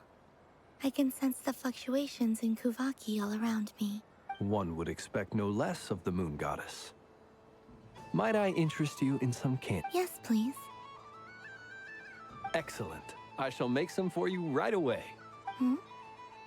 Something the matter, Miss Columbina? What about my spirit animal? All the other children carrying sugar sculptures are talking about... Wait, is she taking the test seriously? Ah, my apologies. How could I neglect that? You are quite right, Miss Columbina. Every one of us has a magical creature living in their heart. Would you permit me to help you find your... Yes, please. Do you prefer the day or the night? Night. Which of the 4 seasons is your favorite? Winter. Think of a perfect day. What is the weather like? Sunny, rainy, or perhaps cloudy? Rainy in the morning, sunny at night.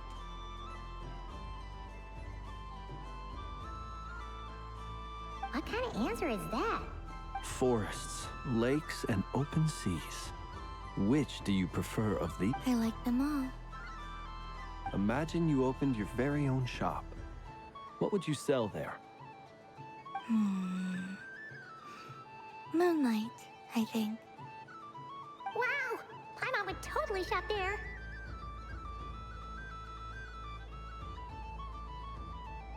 It wouldn't cost anything. You'd just need to visit. Aha!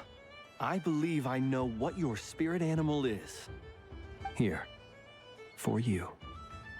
Oh, it's a Kohenki!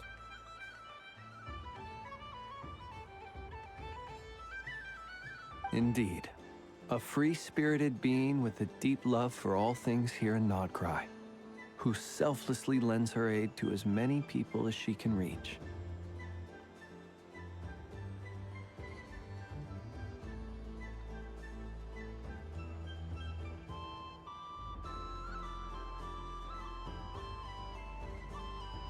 It is the perfect fit for you, Miss Columbina.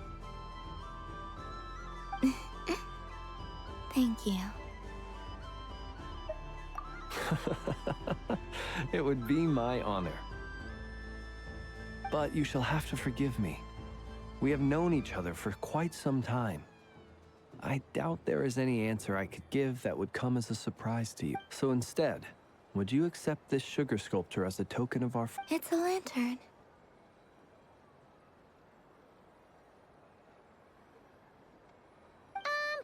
Hey, why don't you two go enjoy your candy over there? Paimon wants to try out this spirit animal thing too. Come on, play ball. I got this drawing done.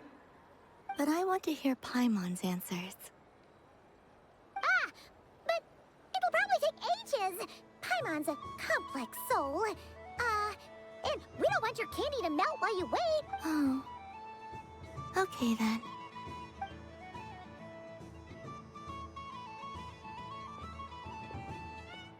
Phew. Nice excuse, Lady Paimon. That was some quick thinking. Yeah, no thanks to you. Although, help next time.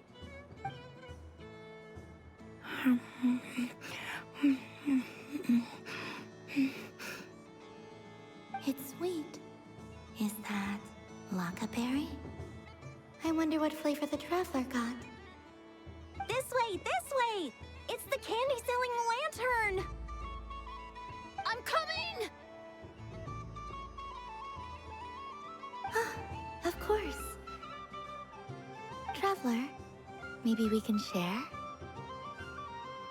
Yes. I found out recently that people share their food sometimes, so I'd like to try it. Or... is that a no? Thank you.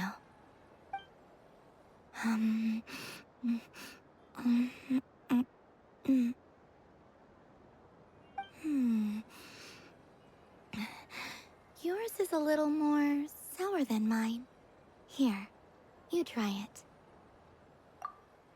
Are you sure? Amazing. My sugar sculpture has shrunk, yet my heart is filled with feelings of sweetness. I will remember this feeling. Sure.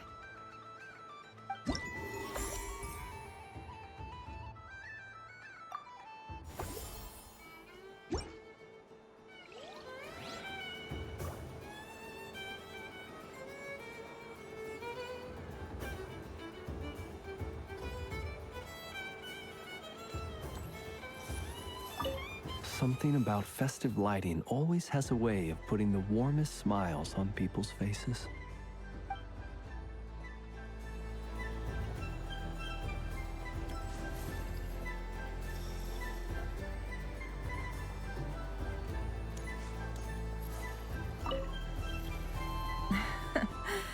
That was fun.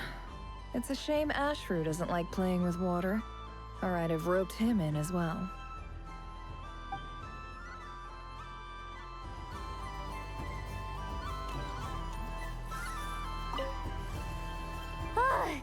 I just had a water fight with 2 Fatui Harbingers. Pretty scary, but also surprisingly fun.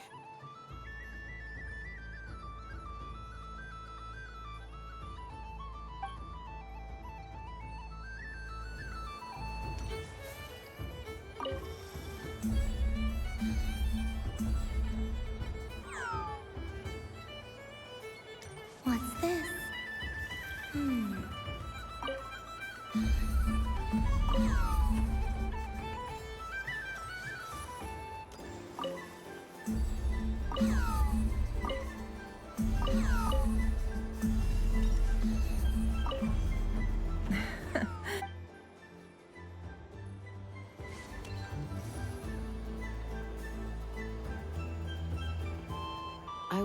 for a never-ending supply of laka berries. What a humble wish. Probably written by a child. Is that Llama the Moon Chanter?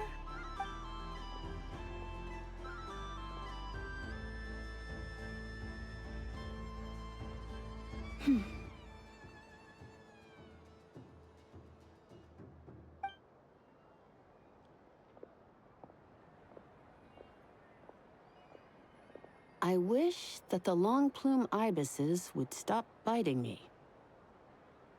Oh dear, poor Llama.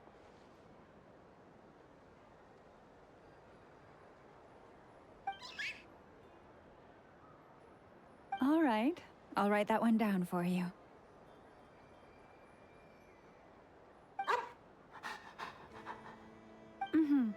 I got it. While everyone else is celebrating Moon Prayer Night, you're as busy as ever. I don't mind. It's rewarding work. A good kind of busy. My antlers are at their heaviest tonight, and the Kuvaki waves are especially strong. But as I help these dear friends hang their wishes up, I feel a great... You see, they are all such beautiful wishes, and they are ones that we can fulfill by our own... Do you blame me, Llama? I want to hear your honest answer. It is by the help of so many people that I can return to the moon. But I feel as though I've hardly done anything. You've done plenty, Columbina. I say this in earnest, both as someone who knows your history, and also as a... What about as a moon chanter? I feel proud to honor our moon goddess's wish. And I'm sure any moon... Thank you for your kind words, Llama. But... Since you asked for my honesty, I won't lie to you. My feelings are mixed right now. I suppose it's a reluctance. Once you return to the moon, we will be far apart and separated by a false... I'm sure those of us left behind will gaze up at that sky, yearning for the moon once in a while, just as you used to do. I will miss you, Llama. I will miss...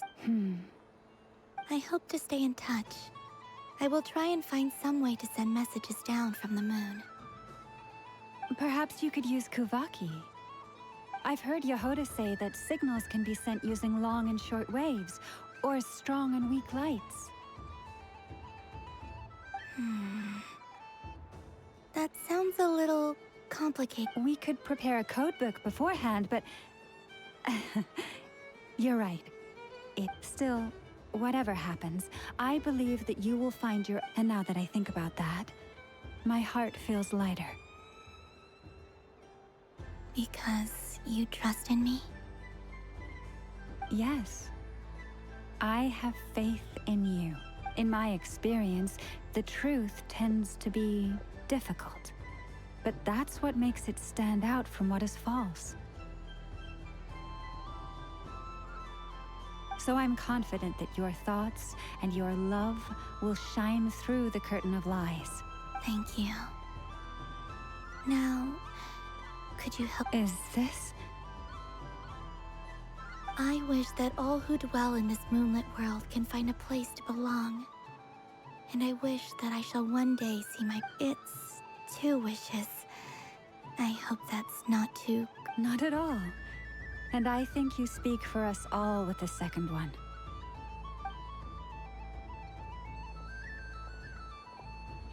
I shall continue to pray until the day that all of these wishes come true.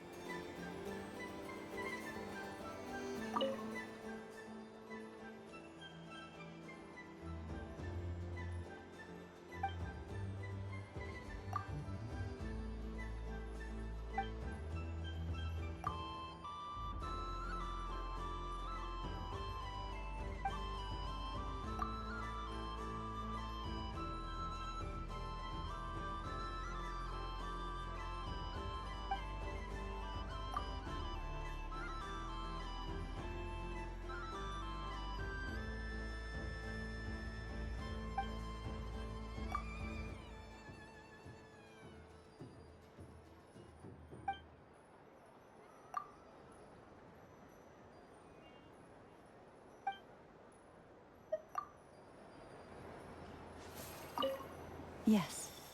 May everyone's wish.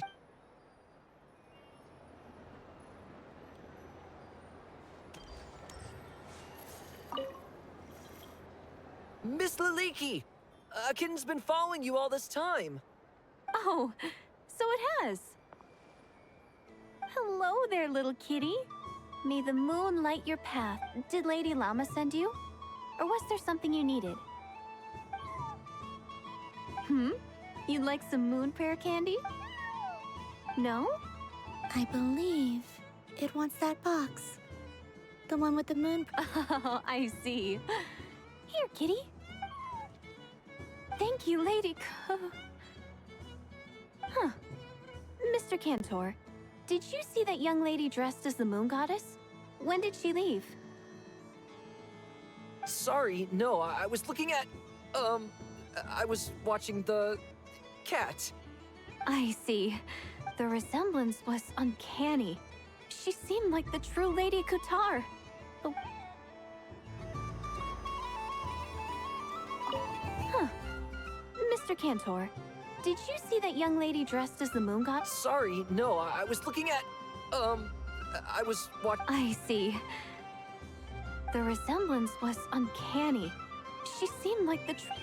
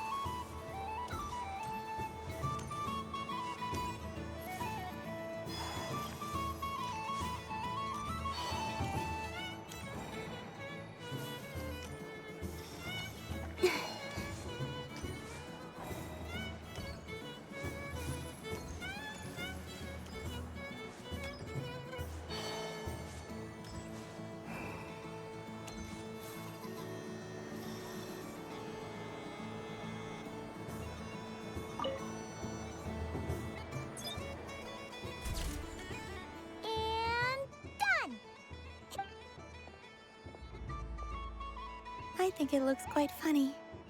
Well, Paimon thinks it looks like a silly chic badger and a rhyme-horn deer that's about to... Maybe I'll stand on the chic badger's side instead. It looks like we've attracted the attention of quite a few animals. Let's make room for them.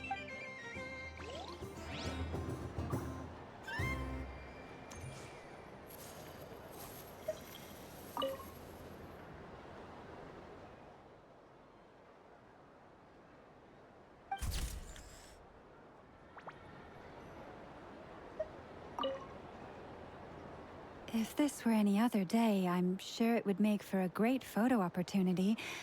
But Moon Prayer Night has rendered my antlers uncomfortably large. Doesn't it look like this rhyme-horn deer has 2 sets of antlers?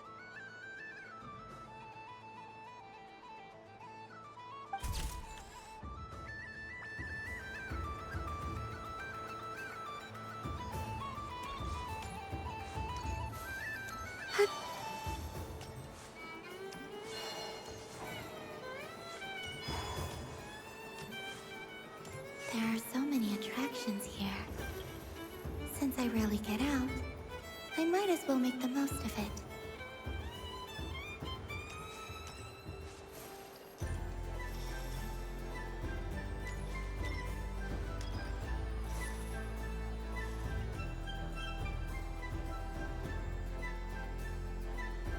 Well, look who it is. I heard someone went and disappeared on us the moment we let her out of our sight. Frankly, I didn't think you'd be back for Moon Prayer Night. Were you worried about me, Sandrone? You would like that, wouldn't you? Do you even hear what you're saying? It seems to me like you disguised yourself with festive headgear, just so that you could come see me on Moon Prayer Night and make sure I'm okay. You didn't even bring Polonia with you.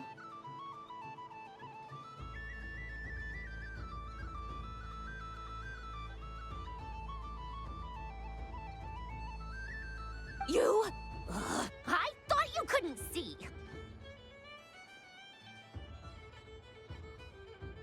I cannot. But I sense the confusion of those around us rippling through the Kuvaki currents. Based on what I know about you, let me guess what you're wearing. Is it cat ears? Shut up! I'm only here to protect the Fatui's interest in this territory. Running into you was pure bad luck.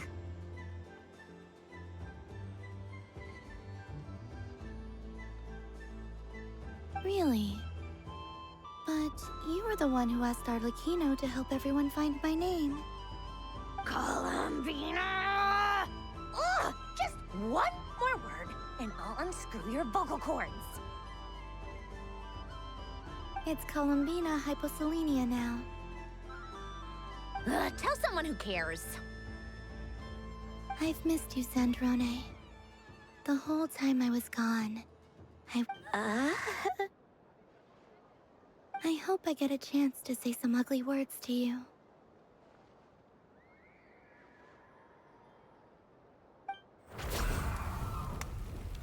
Is that supposed to be a joke?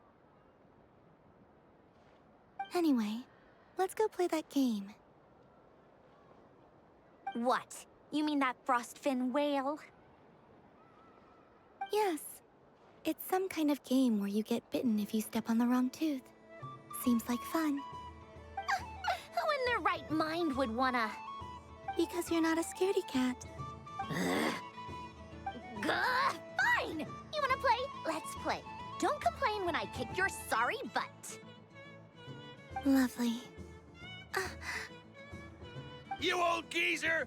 I'm gonna beat the pants off you! Just you watch! I almost forgot. Sandrone? What is it now? You'd better not lose, or I'm going to beat your head in. What?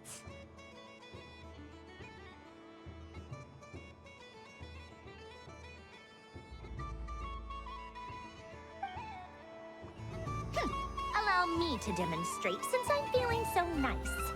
You just step on the teeth. like this.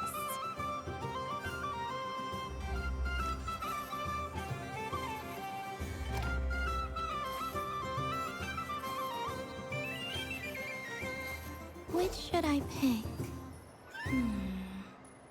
I'm getting a bad feeling from this one. Sensing Kuvaki doesn't count as cheating, right? I want to switch.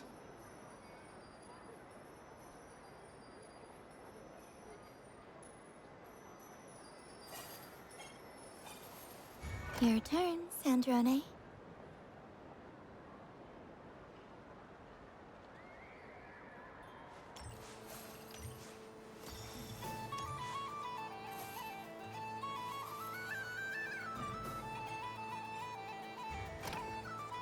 Don't come crying to me if you get bitten.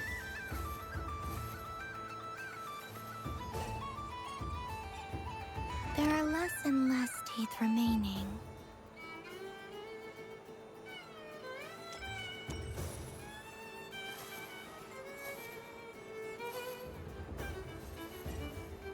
Huh? What's that noise?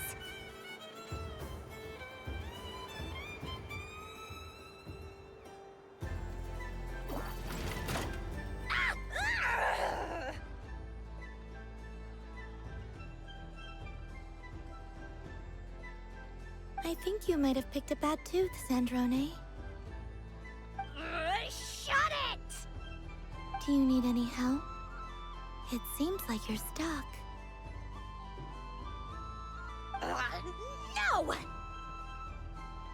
It's just a blasted toy!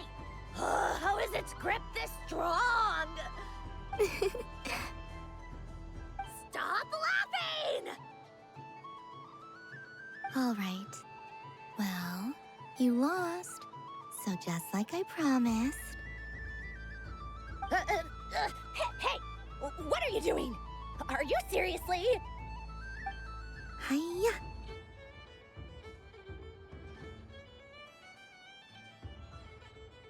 Why, you... Oh, just you wait! Rematch! Are you all right, Sandrone? That was quite a strong bite. Are your clockwork parts? Quit your fussing! I don't need it! All right. I'll go first this time.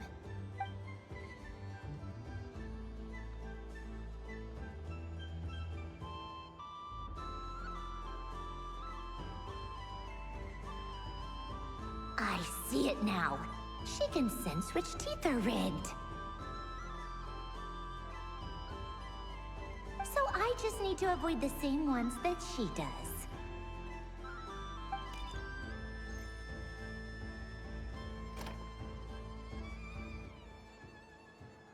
This one... Seems fine. She avoided that one then? Now I've got you. All right, my turn.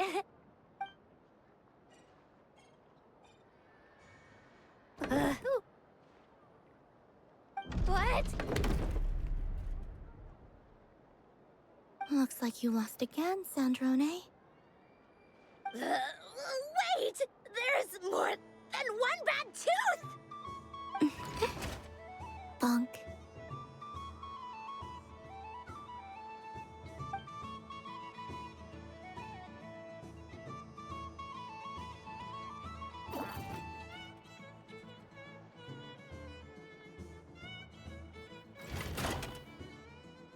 Stupid game! What idiot came up with this?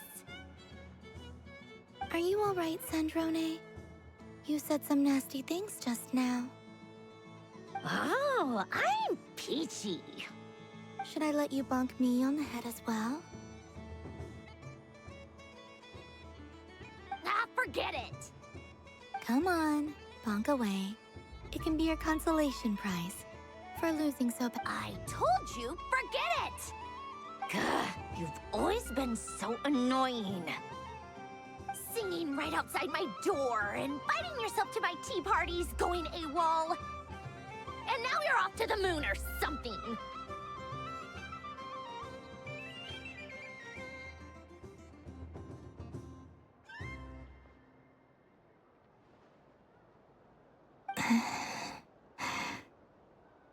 Of all my days with the Fatui, the times I spent with you, Arlecchino, and Rosaline, I will not forget them. Just as I shall not forget this moment. We'll always be friends, no matter where we are, right? Who'd want to be your...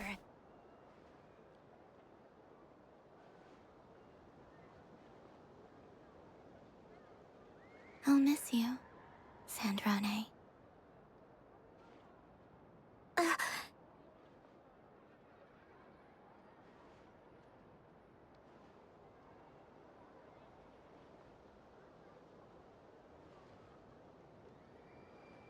Goodbye, Sandrone.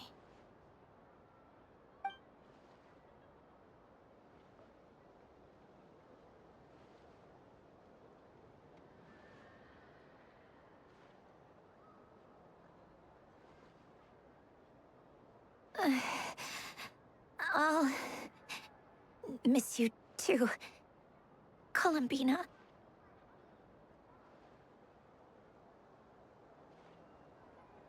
Sorry, what was that?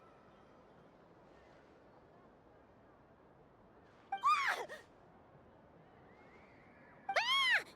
Yeesh! No need to freak out.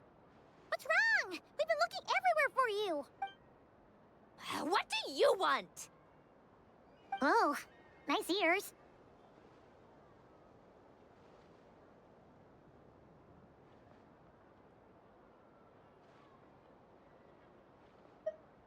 What do you want? This! Huh? It's your turn to draw something. You're one of her friends too, aren't you?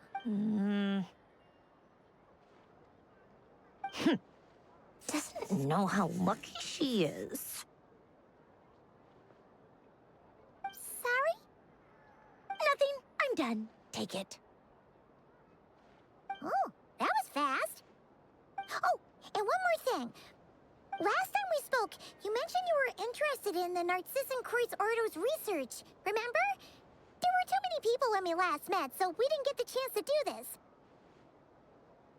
What are you talking about?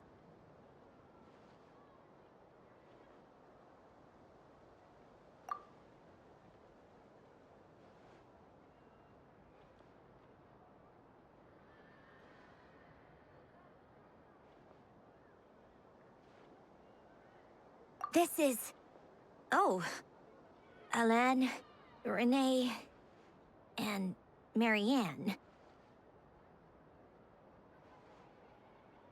Huh. The Holy Blade. A savior's plaything. It's not about whether I approve or not. These people, they would sacrifice themselves for the sake of the world. Especially Alain Guillotin and Renee. That is something I would never choose to do. Still, I didn't know they had any pictures left from that time. If I'd have thought to bring a camera, I'd have... What? Yeah, of you being bitten by the frostfin whale and Columbina bonking you on the head.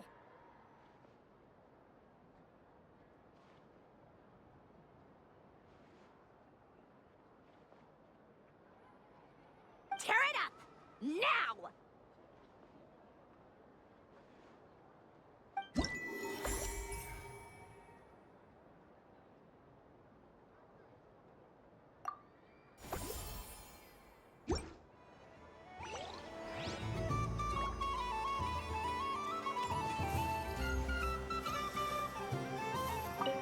What's there to see on that moon anyway?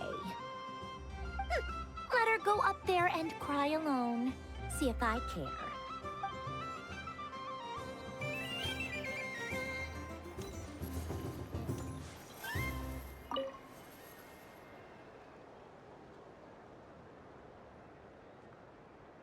What is going on over here?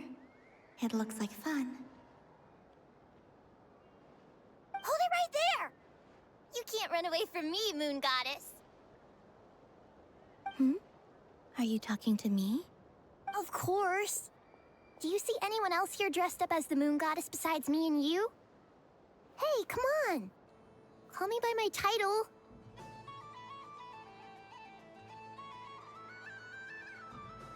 Happy Moon Prayer Night, Moon Goddess. And the same to you. Anyway, there's no time to waste. Get ready. Duel? Meet my partner, Stacko. Come on out. Well, don't just stand there. Let's see your partner. Partner?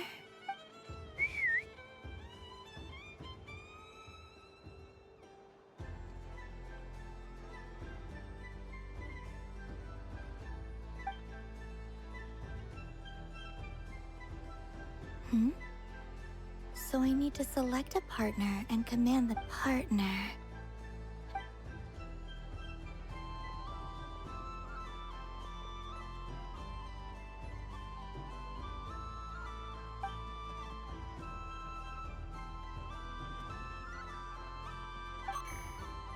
Whoa! Am I seeing things? Where'd you get a Kuhenki? They're super rare. That's great, but you can only bring one partner to battle against me and Stacko. No ganging up. They all look so eager to be picked. Which one should I choose?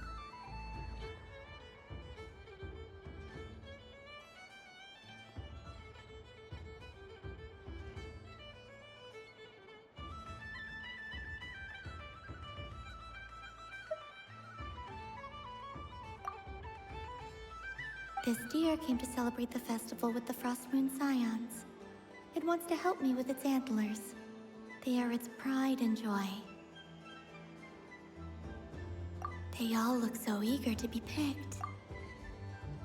This one usually lives in Nasha Town. She likes falling asleep to the sound of striking hammers. And I bet she's quite familiar with robots' weak spots.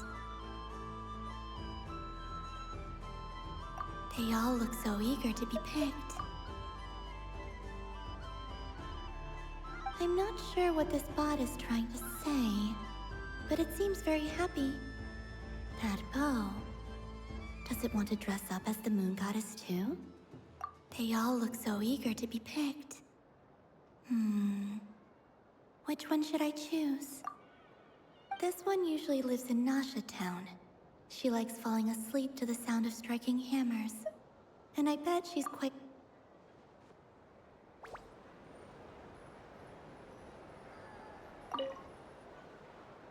Testing!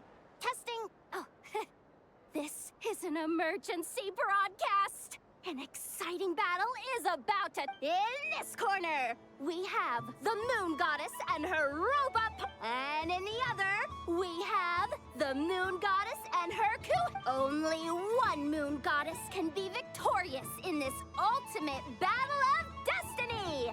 But who will it be? Now, without further ado, let the Battle of the Moons begin! I don't care who we're up against. Stacko and I ain't gonna lose! Let's strike first! Stacko! Ho ho ho! The robot has kicked things off with a change of formation. But how will this affect the battle? Nobody knows!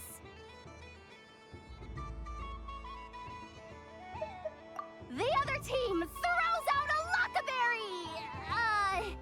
Maybe a way of building rapport, but... Okay then. Stacko, maintain... Empowered state! There we go! Absorbing the immense Kuvaki present on Moon Prayer Night! This lean, mean machine has greatly increased its offensive power!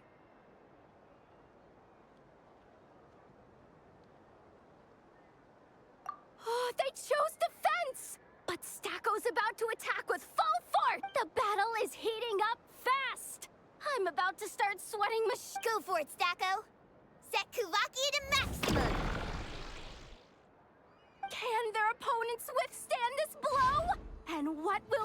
be afraid.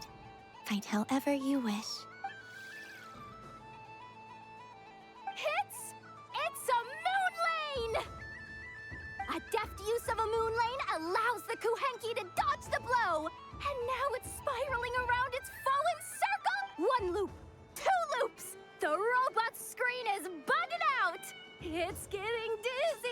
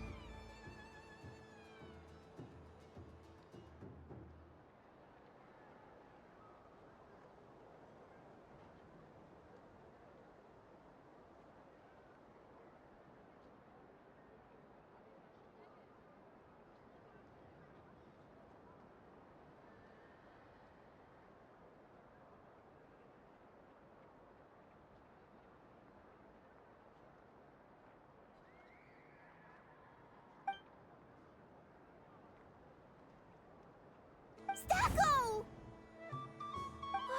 Stacko is down for the count! Our winner is the Moon Goddess!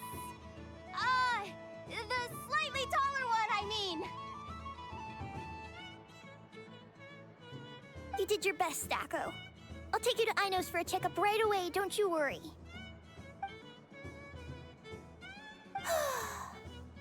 Well, you beat me fair and square, I guess.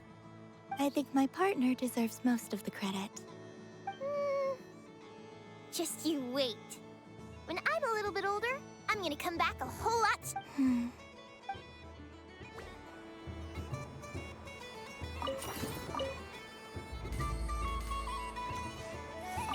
I'm gonna come back a whole lot stronger.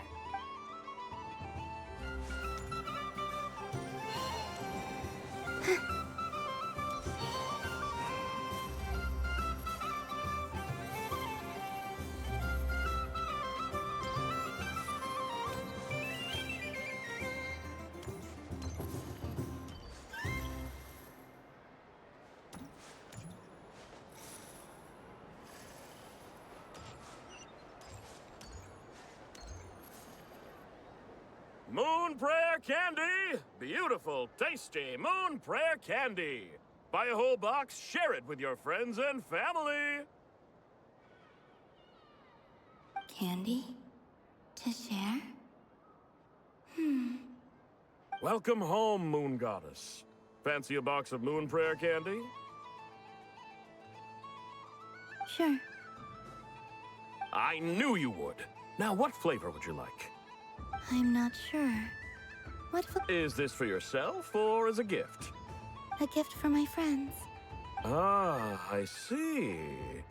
In that case, I'd recommend... Do you have nocturnal blossom? Huh. I've seen couples give those as gifts before, but I did not know they were edible. No? Okay then. Moonfall silver? You did say this was for friends, right? Maybe smetana then. Hey, now that's a creative idea! I've never tried it before, but if you're happy to wait, I can see about... While we're at it, you got any other ideas?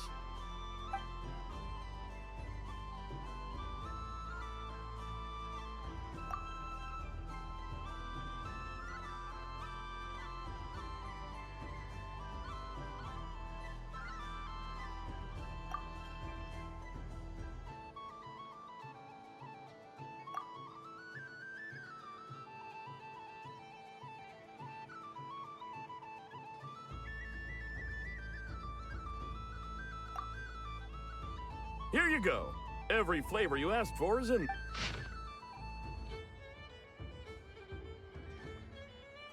Thank you. I should be the one thanking you! You brought me a whole bunch of new business. It's like a genuine blessing from the moon goddess. I hope you and your friends have a lovely night.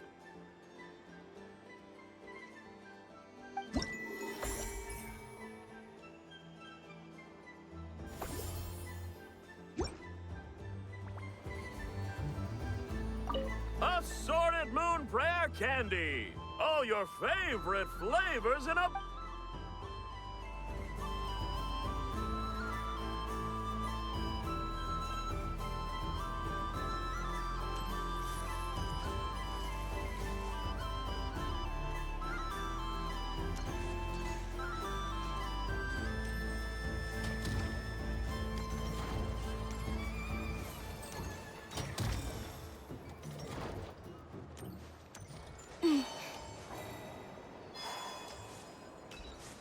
What's this?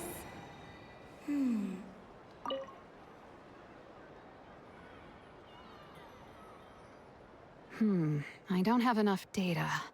Need more sample. Is this one of the amusement? Bit of column A, I'm currently running some synchronization tests on these bots. Basically, you need to press the button to help them successfully obtain the treasure. But you've got a time. I'll record your data, which will be used to improve the robot. But, ma'am, I mean, Moon Goddess. There's no need. I will be all right. Okay then. Whatever you're comfortable with. Great. Then let's begin.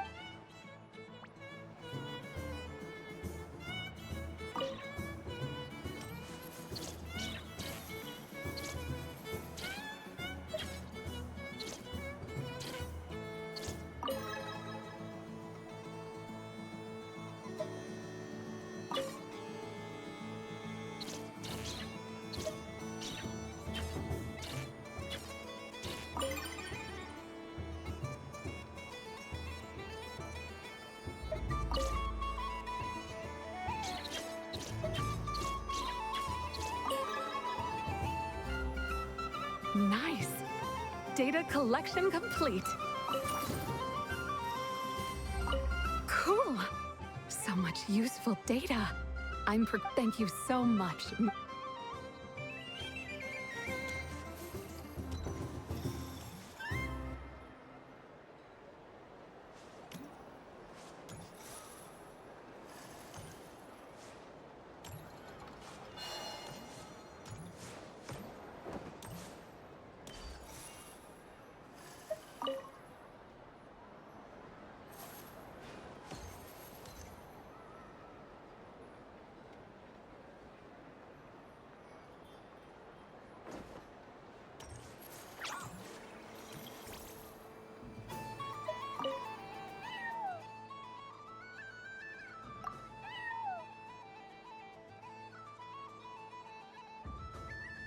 I have a fish flavor one if you'd like. Of course, if you prefer mint.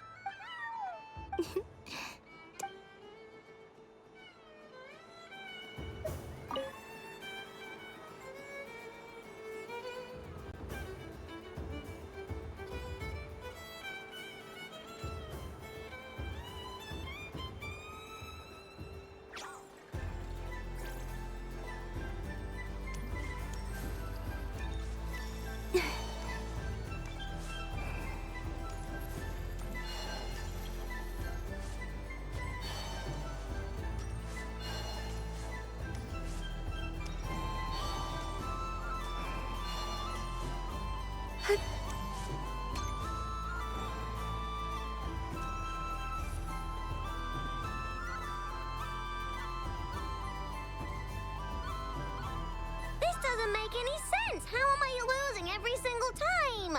Wait, Inefa, you're cheating, aren't you? Yeah. I am not cheating, I know.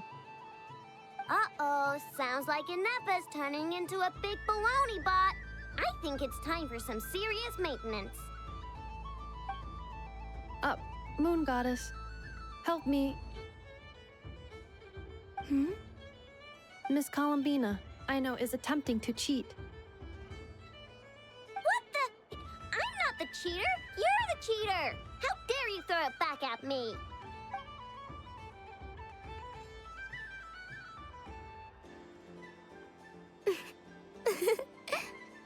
All right, fine. Let's all laugh at I know. Just you wait till I get home, because I'm gonna make a game bot that can win 100% of the time. Let's see you laugh when I come back and beat your butts. You'll all have your heads covered in stickers when I'm through with you. We came to check everything was okay after all that yelling, but,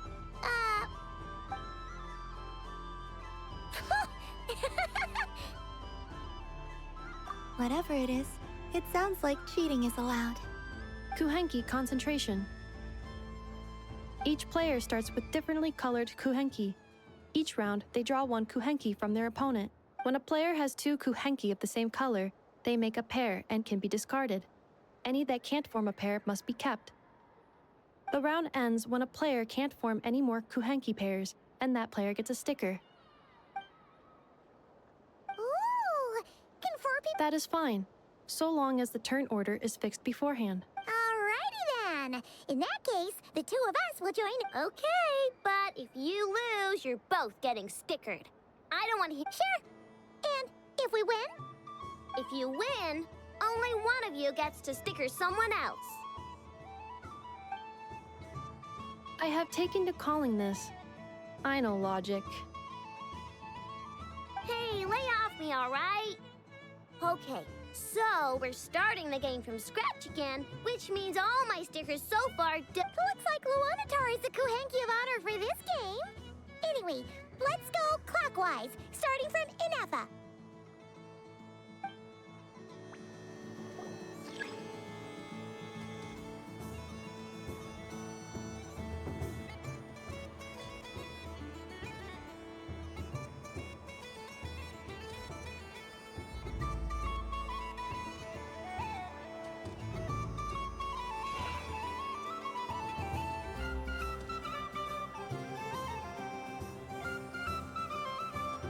Nice! That's a pair!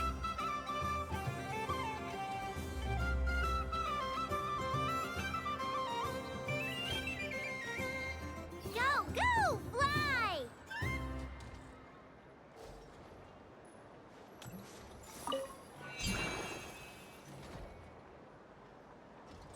Go on.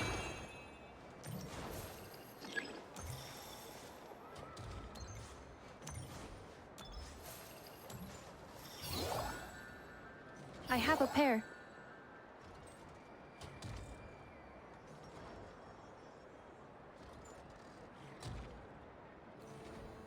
Uh-oh! We gotta pick up the pace!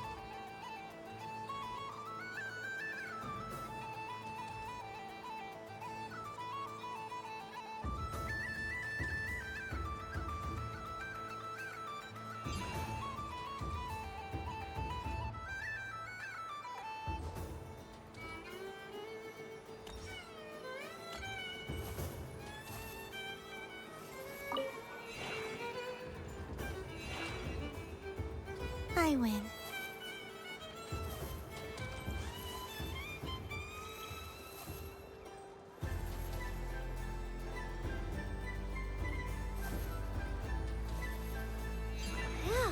That was too close. I thought I was gonna lose. Good luck, everyone. Ah, we're out!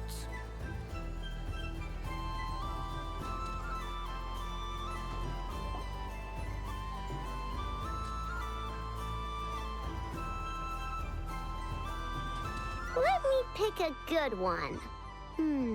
What's it gonna be? You're looking very pleased with yourself there. What happened to being a huge Grumposaurus? I won. Duh.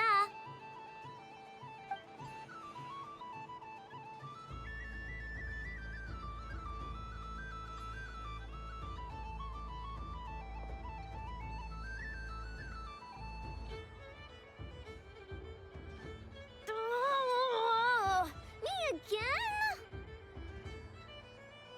Don't fidget too much, Ino, or the sticker's going to fall off. I don't care. If it falls off, it falls off.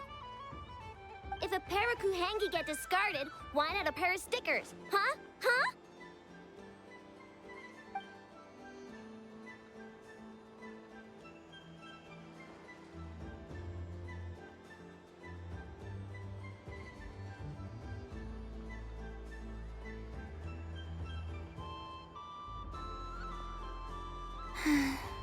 I've lost. Sticker, sticker, sticker!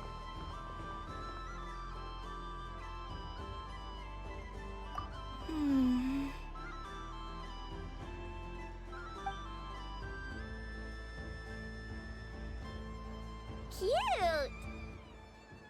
You think so? Shame. I can't.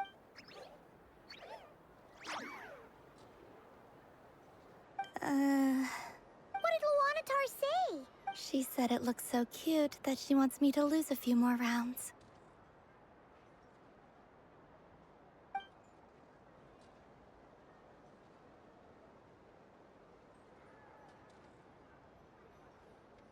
Who put these stickers on Paimon's eyebrows?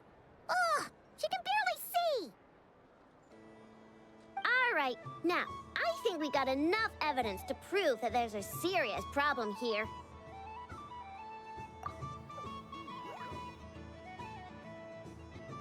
Yes, I agree as well. The culprit is... Ineffa! Culprit? What did I do? Quit acting dumb, Ineffa! You're not wriggling your way out of this one. I've been watching you. Not only did you remember whose side Luanatar started at, but every time someone drew a Kuhenki, you were logging it and calculating which Kuhenki pairs were gone, who had what color Kuhenki in their hand, even our facial expressions. You were keeping track of it the entire time. Exactly! What Ino said! Putting aside the fact that running calculations is not against the game rules, do you have any evidence to support your allegations?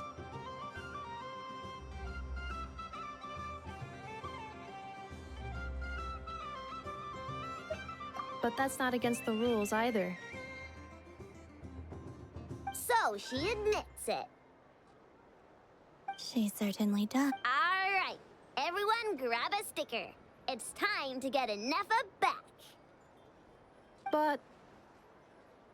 Take that!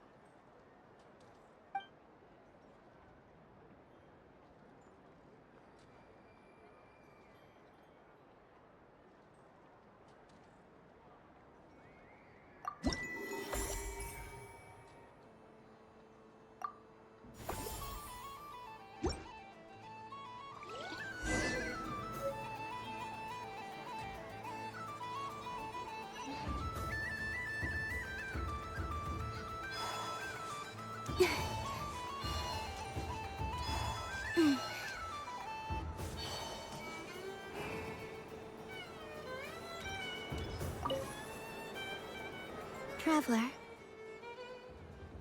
Hey there, Colomina! Are you done checking out the festive amuse? Are you sure you don't want to look around some more? You might not get another opportunity. Right now, what I'd like to do is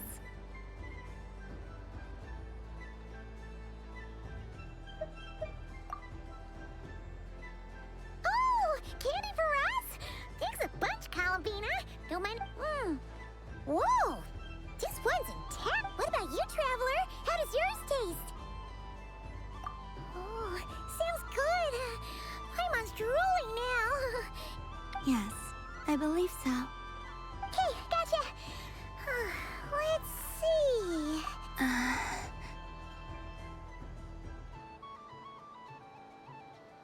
Sure. This one, and yep, this one looks right too. Okay, here we go. One per person. It's so sweet.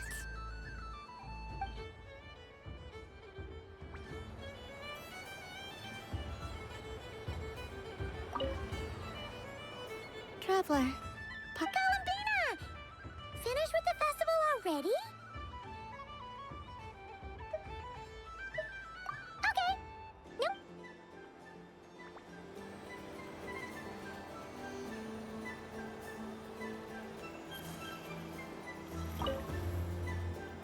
Traveler, Columbina! Finished with the festival already? Really? You're sure you don't want to have a little... yes, I am sure.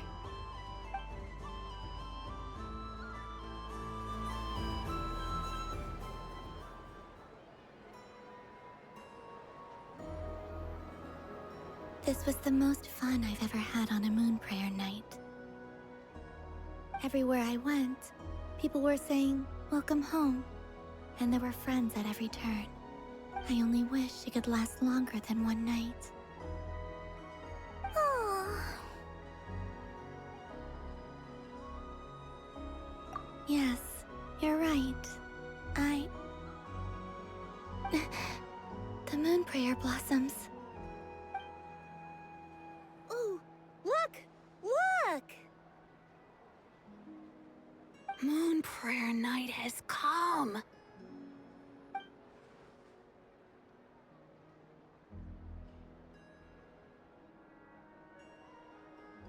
The moon. It's so beautiful. Happy Moon Prayer Night, dear. Happy Moon Prayer Night. Happy Moon Prayer Night.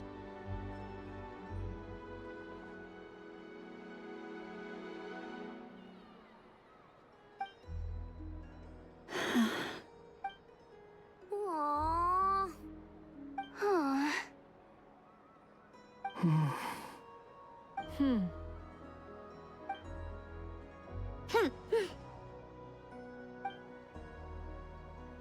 Time flies when you're having fun.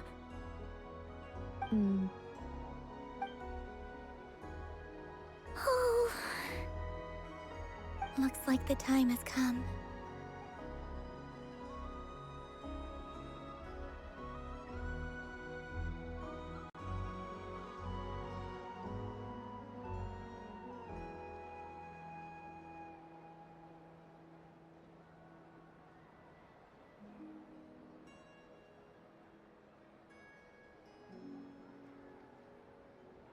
Columbina. You're heading off, then? Yes, to the ruins you mentioned. And from there, back home to the moon. Wait! I know? At least... Take one of our craft shop's crumb cookies up to the moon with you. You know, for a snack. Sure, why not? The Curatorium of Secrets believes in proper farewells. No story should be left without a satisfactory endnote. Never. Farewells are an important affair for the Ratniki, too. We never know when we might meet again. Haha! And here I thought grand farewells wouldn't suit tonight's mood. But I suppose friendly passion is not to be stopped, eh? We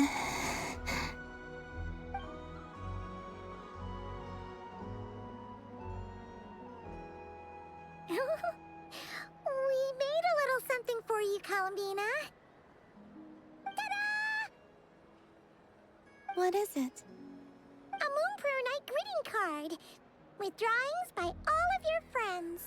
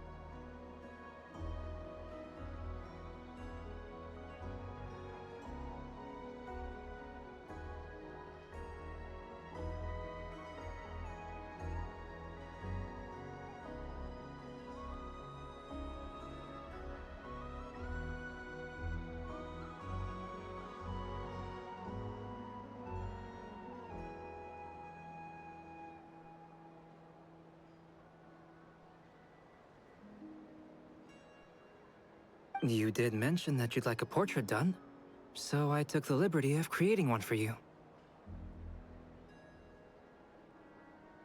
I, meanwhile, did the portrait of Mr. Albedo, and Mr. Varka did the same for me.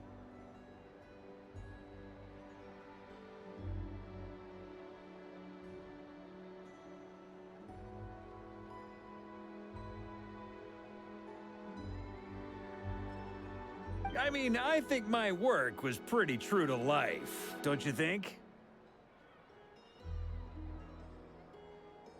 The picture of Ashru was my doing. The two of you seem to get along rather well.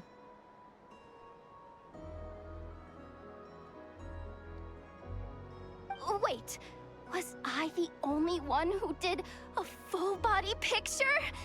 That's so embarrassing. I did pictures of me and Anefa.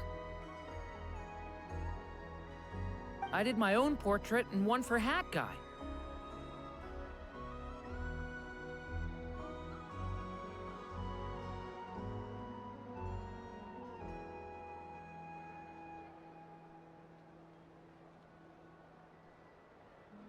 Plus, there's the two mages, Arlecchino and Sindrune.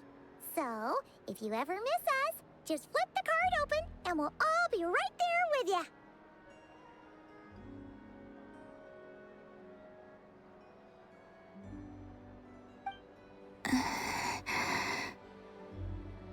I don't know what to say. Thank you so much, everyone. This whole moon prayer night was more than I could have ever asked for. It is the greatest gift I have ever received. Llama, I figured it out. Remember how the Frost Moon Scions used to use milk as invisible ink to write hidden messages? That was a very long time ago. Oh, are you saying? Yes. When I miss you all, I shall use moonlight in the same way to write words that only you can see upon the moon itself. Wow, that sounds lovely. Quite. But how will we see? Simply open your windows on nights when the moon shines bright, and the moonlight will naturally flow towards the words I have written. That sounds most fitting indeed. I'll try to write them in places that won't disturb your sleep. I, for one, would sleep all the better for having read one of your messages. Exactly. So don't worry about disturbing anyone's sleep. Just promise you'll write to let us know you're okay, all right? All right.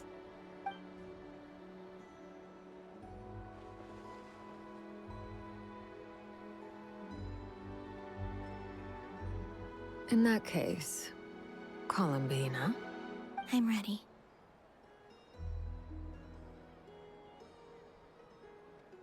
Very well. Let's go.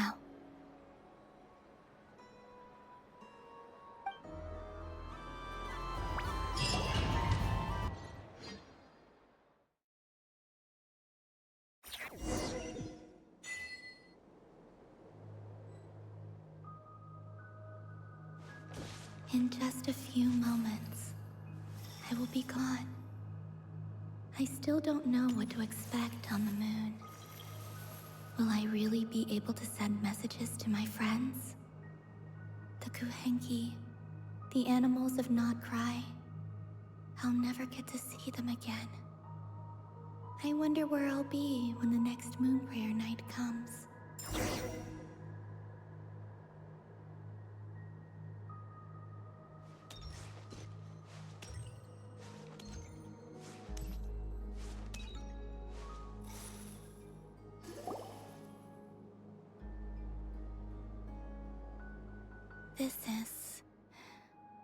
This is where the people of Hyperborea used to communicate with the moons.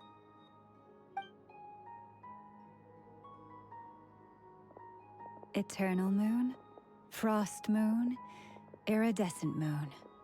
When the power of all three converge, The gate to the moons shall open. Moon marrow preparations are complete. Only the final step remains.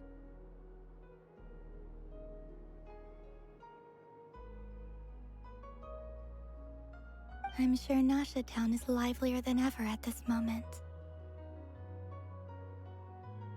Yeah, it's a shame you couldn't be there for it, but it's now or never. It's fine. I'm more than happy with this. My last piece of luggage. My only piece of luggage.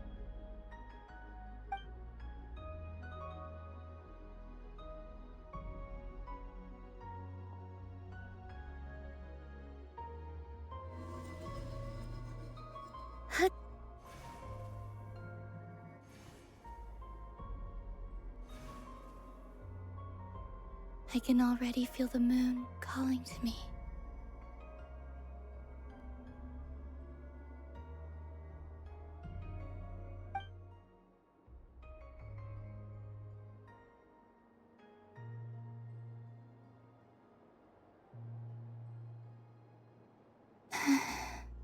Your home lies on the far side of this light, Columbina. from now on, we will at last have a reason to pray to the true moon. Columbina. Yes? I'm listening. Be sure to come back and see us when you get the chance.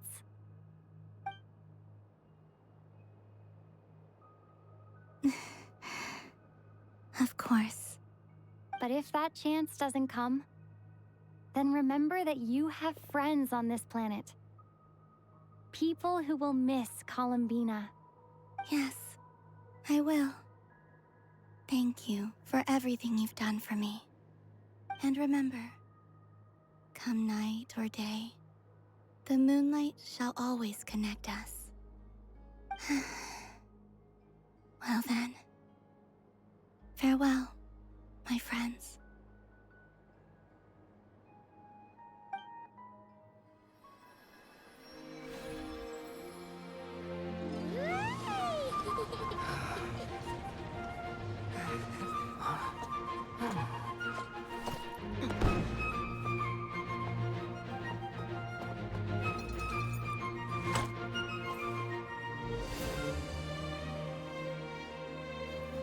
Thank you. This was my happiest night in Tevat. Farewell, Columbina.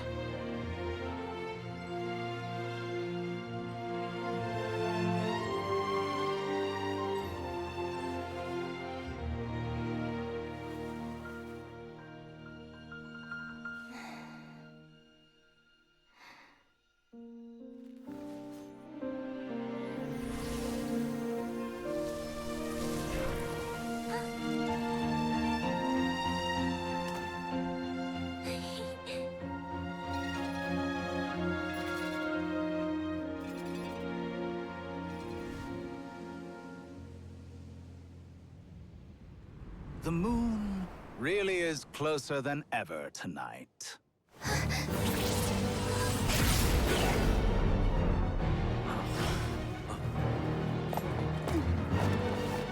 Columbina. All three moons in one place. Time for one final experiment. Reason, life, death, time and space. They all believed I would fail.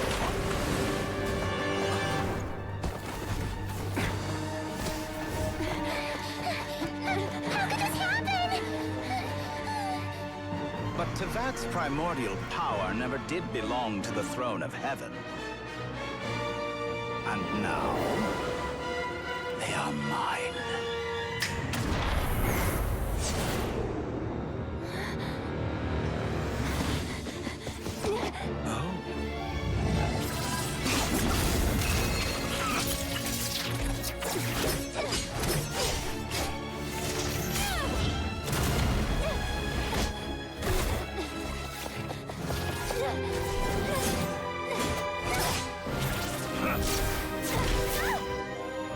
No, as long as I'm here.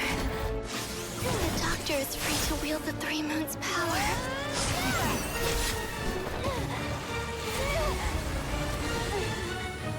It's the only way.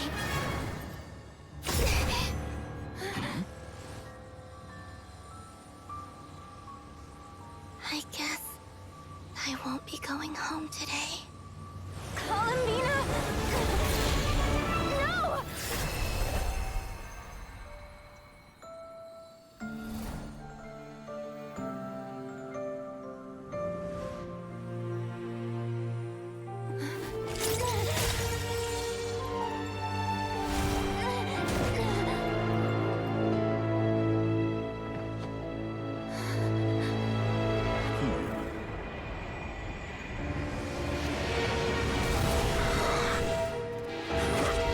Stubborn world, do not try to control me.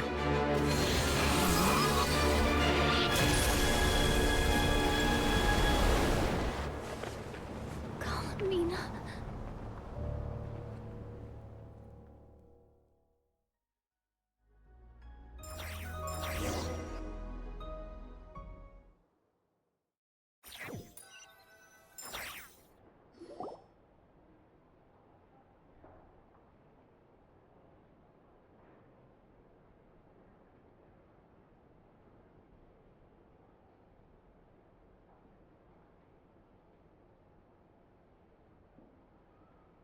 Are you all right?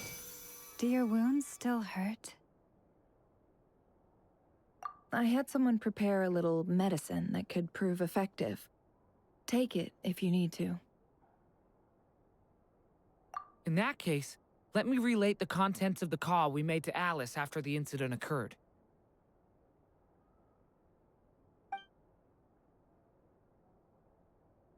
That Dottore is a crafty one.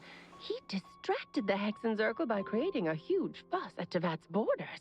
I'd assumed that the cause was an abyssal intrusion from the outside world, which in fairness is... But after learning that you managed to influence the phantoms in Nordcry, I realized that perhaps this interference could have come from with... But we weren't able to change their fates.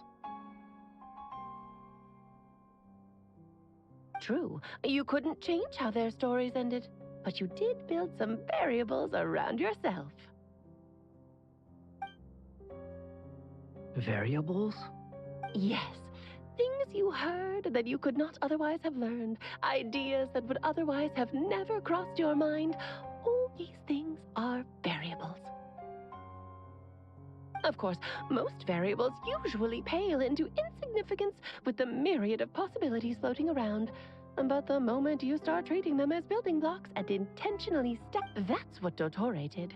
And it's how he created the necessary conditions so that when you activated the portal tonight, it played. However, we have no way of knowing exactly what he did. Yeah, we also need to ascertain Columbina's status. And that about sums it up. As I suspected, Dottore has disappeared completely.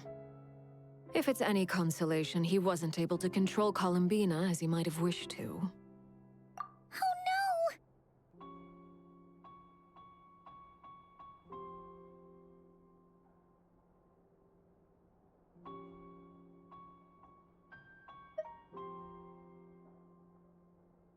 What? She did what? All we saw was Dottore appeared and used some kind of power. The next thing we knew, he and Columbina were gone, and you were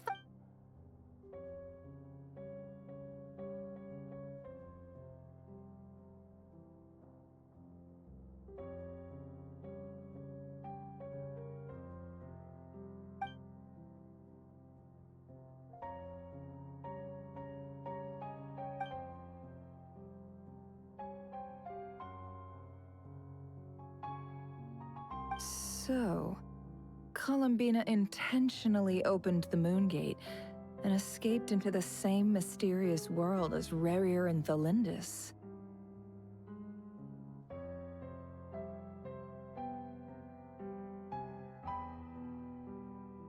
Sounds like bad news.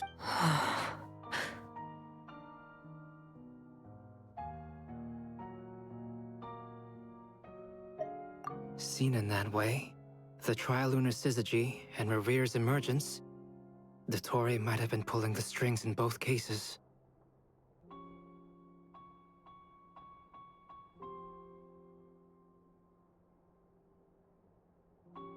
According to Miss Alice, he is attempting to transcend his destiny and finish an experiment that only a god might complete. An utter lunatic. Wait a sec. Where's Hat Guy? Seems like he'd want to be here for this. He took off with the Dodo communication device after we spoke to Alice.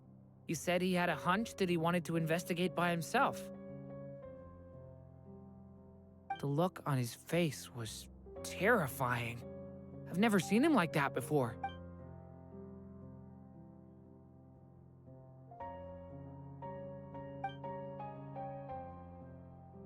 I'm back.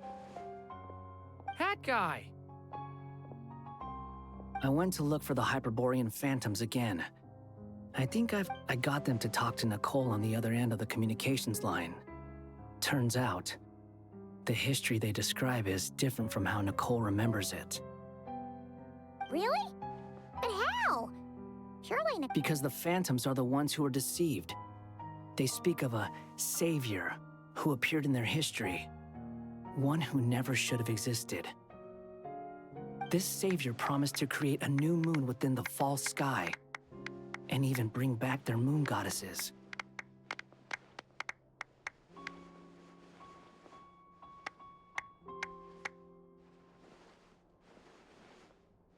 Foolishly, they believed in him, and told him everything he wanted to know about the moons. It's obvious that this was Dottore's doing. Now you mention it, the first time we entered the Hyperborean ruins, we heard the phantoms discussing their history, and I remember Nicole commenting that something sounded a... But Dottore shouldn't have been able to get in there in the first... He didn't. Nicole said that this was an anomalous state triggered by disruptions in the causal connections between phantoms. The variables that Dottore put in place were substantial enough that they even affected phantoms that he never met. So it's not that their memories were unclear. They'd been tampered with. That's exactly the possibility Dottore was trying to manufacture. He turned these variables into knowledge and engineered the situation so all that knowledge would fall into his hand. Then, he harnessed that knowledge on Moon Prayer Night to truly create a false moon. How is that even possible? To be precise, he exploited a weakness in the way the spell works. The spell senses Kuvaki to detect the moon's location. So, as long as the false moon more strongly resembled the moon than the frost moon beyond the skies, the gate would teleport Columbina to the false moon's location. In other words, to Dottore's side.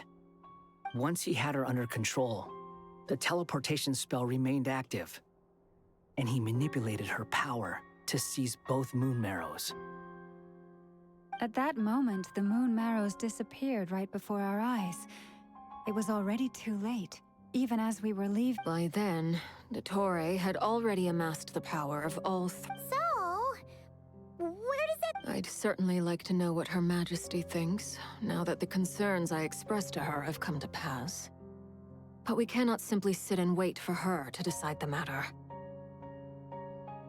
And in any case, It is not the Fatui Harbinger Damselette who sees us as her friends, but rather Columbina Hyposelenia.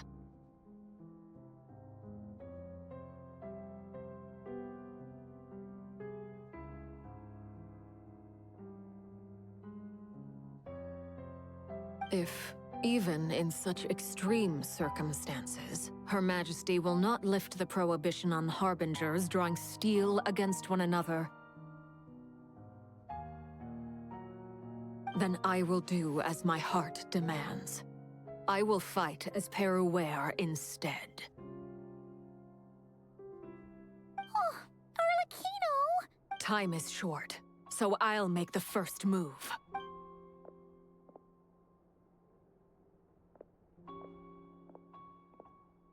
Whew.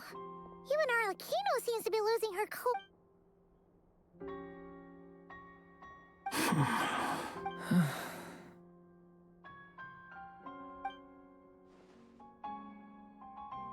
All right.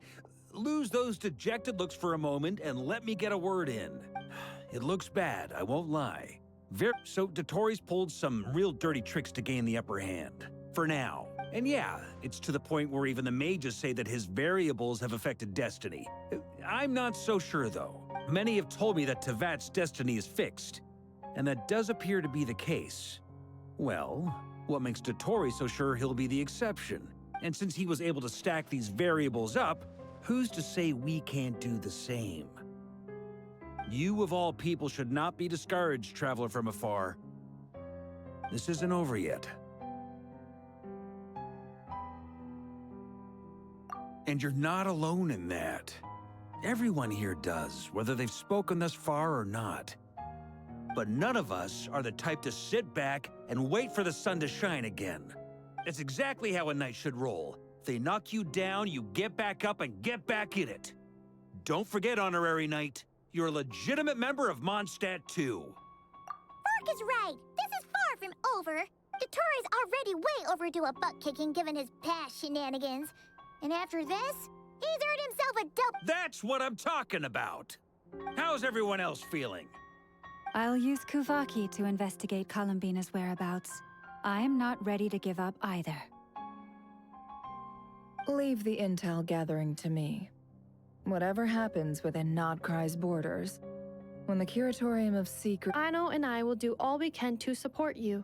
We will attempt to reverse engineer Dotori's actions and seek a break. Alice and Nicole are busy dealing with an emergency at Tevat's borders, so they can't return just yet. But they're both very angry about this. They've asked Albedo and me to act on the hex— Are you ready then? We're going to have to conduct a lot of research, even in the Earth. I'll do my best.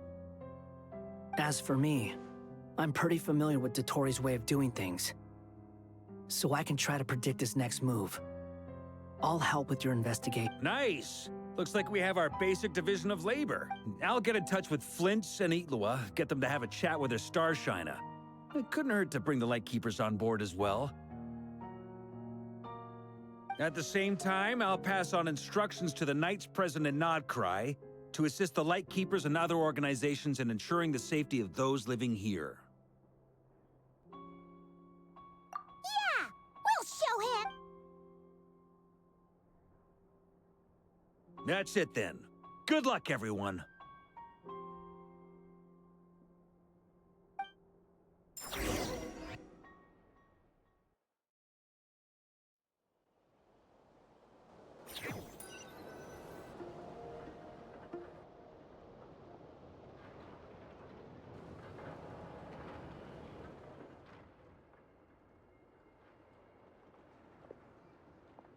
I never thought that Columbina would become my real name.